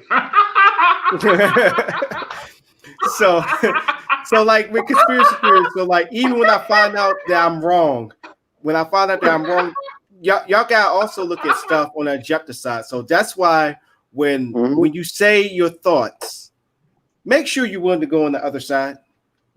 Like for example, with Teach, she's in agreement with the doctor. Me, I'm not. But at least I gave my ultimatum to her rather than saying that she's wrong. She's wrong. When at least 3 of those patients come out and say something, I will get on this show and I will eat crow. And that's that's being honest. That's not being skeptical or anything. That's being just saying, skeptical, being petty, or nothing. But let me ask you this: what do you think she has to gain? What is her objective? But then also you gotta think what she got to lose too, as well. No. She's willing to put her life on the line. What she's trying to gain something. What is she trying to gain? That is a good question. I mean, I agree with you. Without knowing her privately, it could be anything from misplaced honor. It could be anything. She could have been and fame to some type of monetary back end gain. But without knowing her intimately or knowing behind it. Yeah, I'm sorry, Beast, but yeah, it could be more of a monetary for me. I'm completely honest. Let's go by what she said. Americans don't have to die. Her gain is the health of the people. She's staying to her Hippocratic oath. That's it. No, not only that. Her message has resonated in Africa. It has resonated in Africa. Africans are listening to her because they know that they will drug Africans. She spoke even for our people. The president of Tanzania did the same thing. Right. She's offering an alternative. She's giving the people hope that they may live if they catch the disease. The United States has said, oh no, just stay there and die until we get this vaccine. Now they've been doing the vaccine trials, and I seen it on the news yesterday that people are having severe to death side effects of these vaccine and trials. And it's so bad that they want to stop these trials. But they don't have that all over. All she is saying is treat the people that they may live. Treat the people that they may live. That's right. So leave it with 2 things right here. So 1, she gets killed, which I don't believe she is. Or 2, we don't do that no more. We don't make martyrs anymore. We destroy legacy. American Follow Organization destroys legacies. We don't make martyrs. I'll say this. So these are things that's going to happen to her for after this show. I give it about, like I said, I'm going to be modest, 2 weeks. I would give it about a week. Either she might be a martyr, something going to happen to her, or 2, she's going to get backed by a big billionaire company and they're going to fund all her operations. And she could be the one that take Fauci's job. That's a bold statement. That's a bold. Yeah, that's a real bold statement. That's far reaching. Look. That's far reaching. And I'm gonna stick with it because the reason why I'm gonna stick on it it can happen. There's a lot of Okay, bullshit. let me ask you this question. Of this panel, I'm the only one that had the COVID virus. If you come down with the COVID virus and had it like I had it, I want you to wash your hands, stay away from me, and go lay down and die. Because that's the only thing the United States is offering you. I agree. Yeah, and So, all the things we're saying. if you get sick, you'll say, "Oh, how can I get well?" Because survival is the self-preservation is the first law of nature. Your mind is going to start scattering. What can I do? What can I do? Yeah, and I'm not saying all the things I'm saying that I disagree with you. That's why I said like I didn't go here as hard because it worked for you. It would be disingenuous if I said that hydroxychloroquine didn't work, knowing that I have a panelist that it worked for. That will be you have every right to call me out. It's very important for me. It's very important for me. It's very important for me. Yeah, so that's why I'm saying, and that's why I'm saying those two things. Yeah, what Mr. O and T was saying as far like the vaccine. I speak on the president of Tanzania because he did an interesting experiment. He was like, I don't believe we have it, and I will not allow tests, but this is what I'll let y'all do, so y'all get off my back. Y'all send the tests. Send them. I will have my people here inspect them, and then we'll do the test, and we'll send them back to you. So this is what he did. They sent 3 tests. No, he sent 2 tests, and he sent 2 tests back. He sent 1 as a fruit, 1 was a go. He gave him human stats, sent it back. Both tests came back positive for COVID-19. And when he got that back, he was like, "Yeah, we ain't doing the vaccine. The hell with what America talking about when it comes to this. We're gonna go back home, and we suggest y'all do the same because that vaccine is some bullshit." Right, and this is the thing that I talk about the African Renaissance. So we have to envision how will that African Renaissance take place. What is the African Renaissance? The African Renaissance is re-erecting the African in its place of glory. How will we get there? We will get there when the Caucasian is pushing. Well, the Caucasian create this vaccine, trying to play God and killing people, all right, and to make money. But the orchestrator of the universe says, this is time for Africa to rise. Not only one, I will put in the hand of the African the cure or the preventive method to this man-made virus. And that's when the president of Madagascar came out with the CVO, a herbal tea, Artemisia, which the main ingredient is the hydroxychloroquine. I'm sorry if I keep pronouncing it wrong. And so with this doctor coming out, she overnight sensation. Everybody knows who she is. Africa is rising because if you test or if they even try to use the hydroxychloroquine on the patients that's in the hospital or people that's showing symptoms, you will have a study of people getting well. Again, Africa rising. The WHO turned against the CVO initially, and then when they saw the stats and the other African countries coming together to either purchase the CVO and or make the CVO in their own country, then WHO organization turned around and started backing the Artemisia.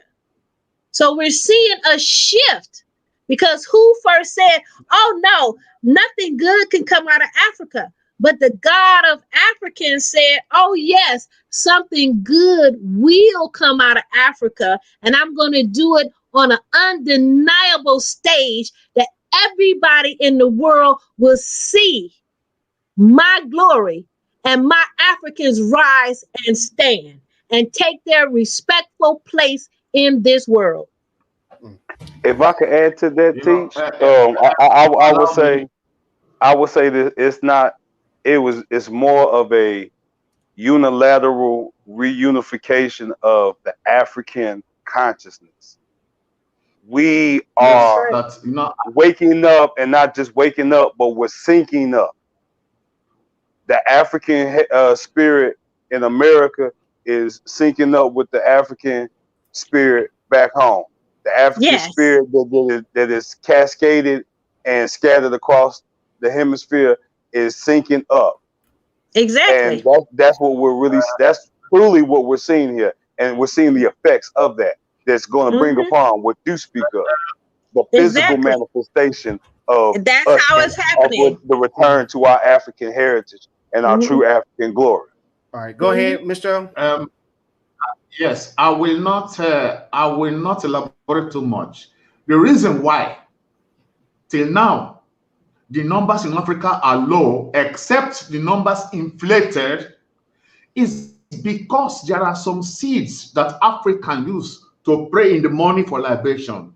Those seeds contains antivirus. I used to eat it. It is true. There's one of them called bitter cola that has the taste of quinine, which is hydrochloroquine. Look, to end, one of my best friends here in Argentina, she is the first cousin of Donald Trump. Her doctor is a scientist in England, very anti-Trump. When I sent this video to her, she sent it to London. The message that the doctor said, it is a Republican and Donald Trump. That is, she said a lot of, and I could see behind her that message because she's a black woman, so she knows nothing. And there are two people. Look, Fauci is a scientist. Scientists can make all the chemicals they want, but it is the medical doctors that test on the the front drug. line. They have to administer. One, that this drug works or not works. And that is why we have to believe in the doctors. They are the one that really can pass a drug or not. On the front lines. That is why I believe her. Yes. And that's why she called them fake doctors. You're not here with the patients. You don't see the results. Yes. Yes. She's not the only one. If we want to use color, I've seen this video of a white doctor in New York, and she is just spent physically bawling, and it's not due to the stress of the job. She is truly disheartened and disheveled from the fact that, in her words, they don't give a fuck about none of these people up here. Like, I don't even live in this city, and I can tell you they don't give a fuck about the people here. And she works in a predominantly black area. And she talks about everything that Teach talks about, the lack of medical care, the lack of actual medical attention, and just the lack of honoring the Hippocratic oath. Because they need to create evidence. What is the evidence? Dead bodies. If they don't have a certain number of dead bodies, they cannot validate the vaccine. They cannot. Think of COVID-19. Oh, go ahead. Think about this. The virus can be killed with Lysol on surfaces. Yes. The virus. That's why you can't find Lysol in the store. Now since this has broken out, you could not find hand sanitizer, alcohol, and all that stuff. Now all of that is in abundance, but you still cannot find Lysol because Lysol can kill it. But the hand sanitizer is diluted too. Let's be real. The hand sanitizer that come out, it's in abundance, but it's diluted. It's completely diluted. Right. But look at they brought up the mask. They're making money off masks because that's something we never purchased before. They're making money off hand sanitizer. I used to get some at when you go to those fairs and they give out your samples. That was the only hand sanitizer that I had because I use soap and water. I didn't need hand sanitizer. Or sometimes you're going to charge So- you buy small little ones. Right. So now I'm buying hand sanitizer. I'm buying masks. I'm forced to purchase things that I never purchased before. These companies are making money. Yeah, we all know it's a they're hustle. making money. Yeah, we all know it's a hustle. They're making monies, but the bottom line comes down to, in criticizing her, think about what she has to gain and what she has to lose. She can lose her practice. She will get a lot of enemies. I'm still sticking to what I'm saying. I'm still gonna stick to it. Either number one, something gonna happen to her, or two, she's gonna have a big billion-dollar company back her operation. That's the third option. You forgot option 3. What's that? Elections are coming. Yes, elections are coming. What you are saying is prophetic. What you are saying is prophetic. It's not pathetic. It's the truth. It is the truth. Yeah, wait on. Is that prophetic? I thought you said pathetic. I'm like, damn, it's oh. I said, you're a prophet. You're a prophet. No, you are a prophet. Look, wait, more news. Look, more news are coming. More surprises are coming. And wait, I told you before. I said before September, you will hear news. This is the beginning. I'm telling but you. What you are saying, that America is one of the two. Or they get her killed, or boom, on top. And with Donald Trump on the stage. Hey, what you say about the Pete Johnson? Everybody forgets option 3. Because you black, you got option 3. Oh, yeah. You're a martyr, you get money, or you get your legacy destroyed. That's your life. Yeah. That's when you start to see the more you hear from her, the more it will be attached to negativity and downtroddenness and despair. And Teach, you know what? Teach, I do one better. How about this? Even if one of those options, let's say the deal breaker is going to be is any of those patients, gotta be 3, that comes forward and says, yes, her treatment worked. And either one of those choices that I said, I'll be like, I will come on the show and I will eat my words. I will be like, she was right. What makes me suspicious? Yeah. What makes me suspicious is the fact that they tried to quiet her. Yes, I agree. The fact that they tried to shut her up and shut her down. Right. I agree, but since we're speaking of conspiracy theories, go ahead, Beast. Oh, Mr. Go on, Beast. And then we got to close out. We overtime. Yeah. I always say that there's always the third option to create the paranoia to divide and conquer. So, like, who's to say it was fake and they purposely blocked her just to implant that seed of, ooh, she probably telling the truth, cool. And why would they block her if she wouldn't tell the truth? Like, you have that avenue as well of kind of like the devil's advocate. Yeah, I say it's God's angel, because if somebody gets sick tomorrow and they need treatment, they're gonna ask for the hydrochloroquine. and then to add to all what y'all was saying, because y'all know I like to sum up everything what everybody's saying and not blurt it out. With Facebook, all the social medias taking that video off. At first, I was like, you know what, that's good. She putting out false information. But thinking about it, I'm like, damn. But you still let a lot of Russian bots pump up all that stuff for the election, all that stuff. Where were you then? When all y'all was putting in the current administration ads out there, where were you then? Y'all still support white supremacist stuff up on there. Where were you then? And then you got bullying that's still going on online still too. Where were you then? So yes, I was like, because at first I'm like, yeah, that's good. But then I'm like, hold on, wait a minute. I feel like somebody just, screwing me over. So yeah, it does make you think a whole hell of a lot. And I know Mr. O, he probably I know he's jumping up and down and saying, I wish I had my wine. I mean, like shit. I'm being for real. But just think about the men in the Tuskegee experiment. Yes, and that was a conspiracy theory that was found out later to be true. And my definition of a conspiracy theory is simply this: it is the opposite of what is happening. It is the opposite of what the government is telling you. It is the truth. That's all. Right. That's all. All right. So now, ladies and gentlemen, see, this is the first time ever we went overtime. And people was like, "Yo, man, I gotta go." I actually enjoyed it. We had a special guest. We advertised the show. Advertise the business once again. Cheddarboypopcorn.com.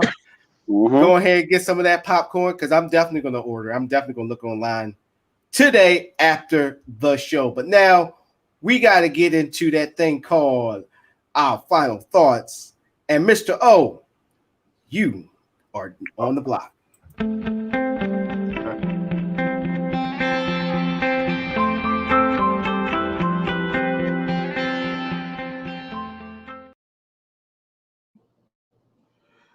It has been a very healthy conversation this evening.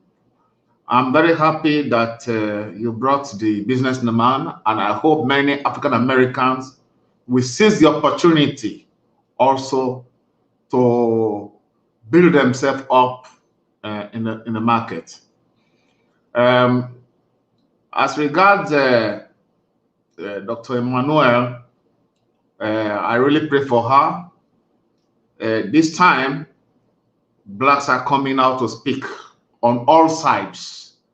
I said, this is Donald Trump revolution that has given birth to the Black revolution. And Blacks are in all corners speaking, in the left, in the right, Dems, Rep, scientific. Now I'm seeing more Black faces on TV, debating, talking about addressing issues. That is what I like. And I want this to continue forever. So I'm happy with the program, and I greet all of you.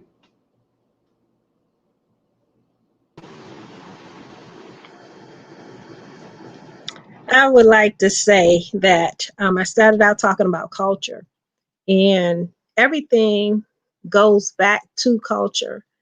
If you build a culture, you'll have a strong people. You destroy the culture, you'll have a weak and oppressed people. We Africans have an opportunity to rise and not be ashamed of our innate talent, our cultured talent, our educated talent, our gifts, and so forth and so on. We have a stake in the world, and it is up to us to utilize our gifts and talents to stand unashamed. That is going to propel the world forward. There's a scripture in the Bible that talks about that they will study war no more. And I believe we're coming to that point. Because one of the things that has happened out of the COVID-19 is that many people, including myself, have returned back to agriculture, sprouting up little gardens, recognizing that we're in a vulnerable place, that our very livelihood can be taken from us if we're not in control of at least the things that we eat. So, culture, if it's built up, it can amplify a people. If it is destroyed, it can destroy those people. Good night, everyone. I'm gonna take this moment to make my final thought a plug. Since we're talking about Black businesses, my final thought is network and support. Black folk, we got a problem supporting our own. Let's just be 100 with it. Now, y'all been noticing this nice little nifty shirt I'm wearing. You see a little better. This shirt was designed by a fellow artist of mine from Sky Zone Society. Now, he does t-shirts and other merchandise, but he also does videography. He also does photography. Like I say, he's a fellow artist and an entrepreneur. I'm taking this moment to give him that shout out, not just because he did this shirt, but to showcase that when you see Black businesses and they have what you like or what you think others might like, shout them out. You don't have to be a purchaser yourself, but just letting someone know, hey, this is Black business that does this, and I know you're into it. Check them out. That's just as good, if not more, than putting $1 in their hand. Free word of mouth, free advertising. So if you like this shirt or you want your own type of merchandise, you want a video done, or you just want some nice pictures, shout out at my man Sky Zone Society. Facebook, Instagram, all that shit. See how hard that was? That's my final thought. First of all, thank you, everybody. My final thought is this. I know she probably going to kick me for not mentioning this, and I should have mentioned this the first part of the show. We did lose a legend, Mr. John Lewis, Senator John Lewis. He was down there, well-known civil rights activist. He was well known for being down there in Selma, pushing for the Civil Rights Civil Rights Acts bill. This was a tough one, I ain't gonna lie, and that he's going to be missed. And my blessings, everybody from here from the show, goes out to his family. And then also the other civil rights leaders. Unfortunately, I do not know their names. My blessing goes out to their families as well, and thank them for the progress that they have done. So I wore the black hat today. I was fearing that. So I know Mr. O, he played the good guy. He sat down in my chair and all that stuff. Hope you enjoyed it, Mr. O. You was a good guy. So I wore the black hat with pride. But one thing I want y'all to take from this show: stand on what you feel. Stand on what you said. You could be wrong, but make sure when you're wrong that you take it like a man or a woman. Be like, yo, I was wrong. So when I made my bold prediction, it wasn't me just trying to think, being cocky about it or anything like that. That's how I feel. And it still stands. She's going to be a martyr. She will have a big $1 billion business backing her profits and all that stuff. And then also what B. Johnson said, she's Black. But to convince me, you got to bring those three. Bring those three patients. What's that old saying goes? You gotta bring ass to get ass. It's great that you had your viral video. Wonderful, nice. 15 minutes of fame. Yes, you got credibility. You got people that's believing you. But now it's time to put up or shut up. I know about the HIPAA. I was in a medical unit. A lot of information you can't let a lot of personal information out, even to their diagnosis, even to the color they are. But if you're going to make a bold claim like that, you got to show some results. Wordplay is easy nowadays. But actually showing the stats and showing the proof, it's a whole nother ball game. I can go out here and say I'm the best NASCAR driver there is, but you never see me race on the track or have a car that I've driven for that matter. You don't even know my number, but I just told you that I'm the greatest NASCAR driver that ever lived. Now it's time to bring up the facts. Everybody know who you are. And it's not only pertaining to the doctor, it's also pertaining to anybody you know that always like to make these claims. You got to bring ass to get ass. Now it's time for you to be like, well, I won this race here, I won this race there. Now it's up for those three people, Doc, out of your 358, whatever, just three, to come out and said that they was cured with her stuff, cured from her treatment. And if that happened and that deemed to be true, I will literally come back on this show and be like, yeah, I take that one. But if I turn out to be right with one of those three things, can't say I didn't tell you so. But other than that, speaking of black business, I'm going to bring everybody back on in. Let's go ahead and support this brother one more time. Once again, go to cheddarboypopcorn.com. He have like over 12 different flavors.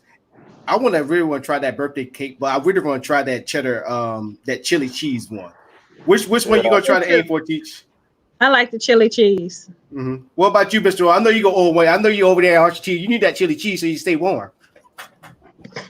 Anything. I'm all right. Once it comes from him, I accept it. Yeah. Well, what about you, Beast Johnson? Well, that white cheddar jalapeno sound tasty. That birthday cake sounds interesting under the right conditions. And I'm like, that jalapeno, I'm like, He got a couple of them.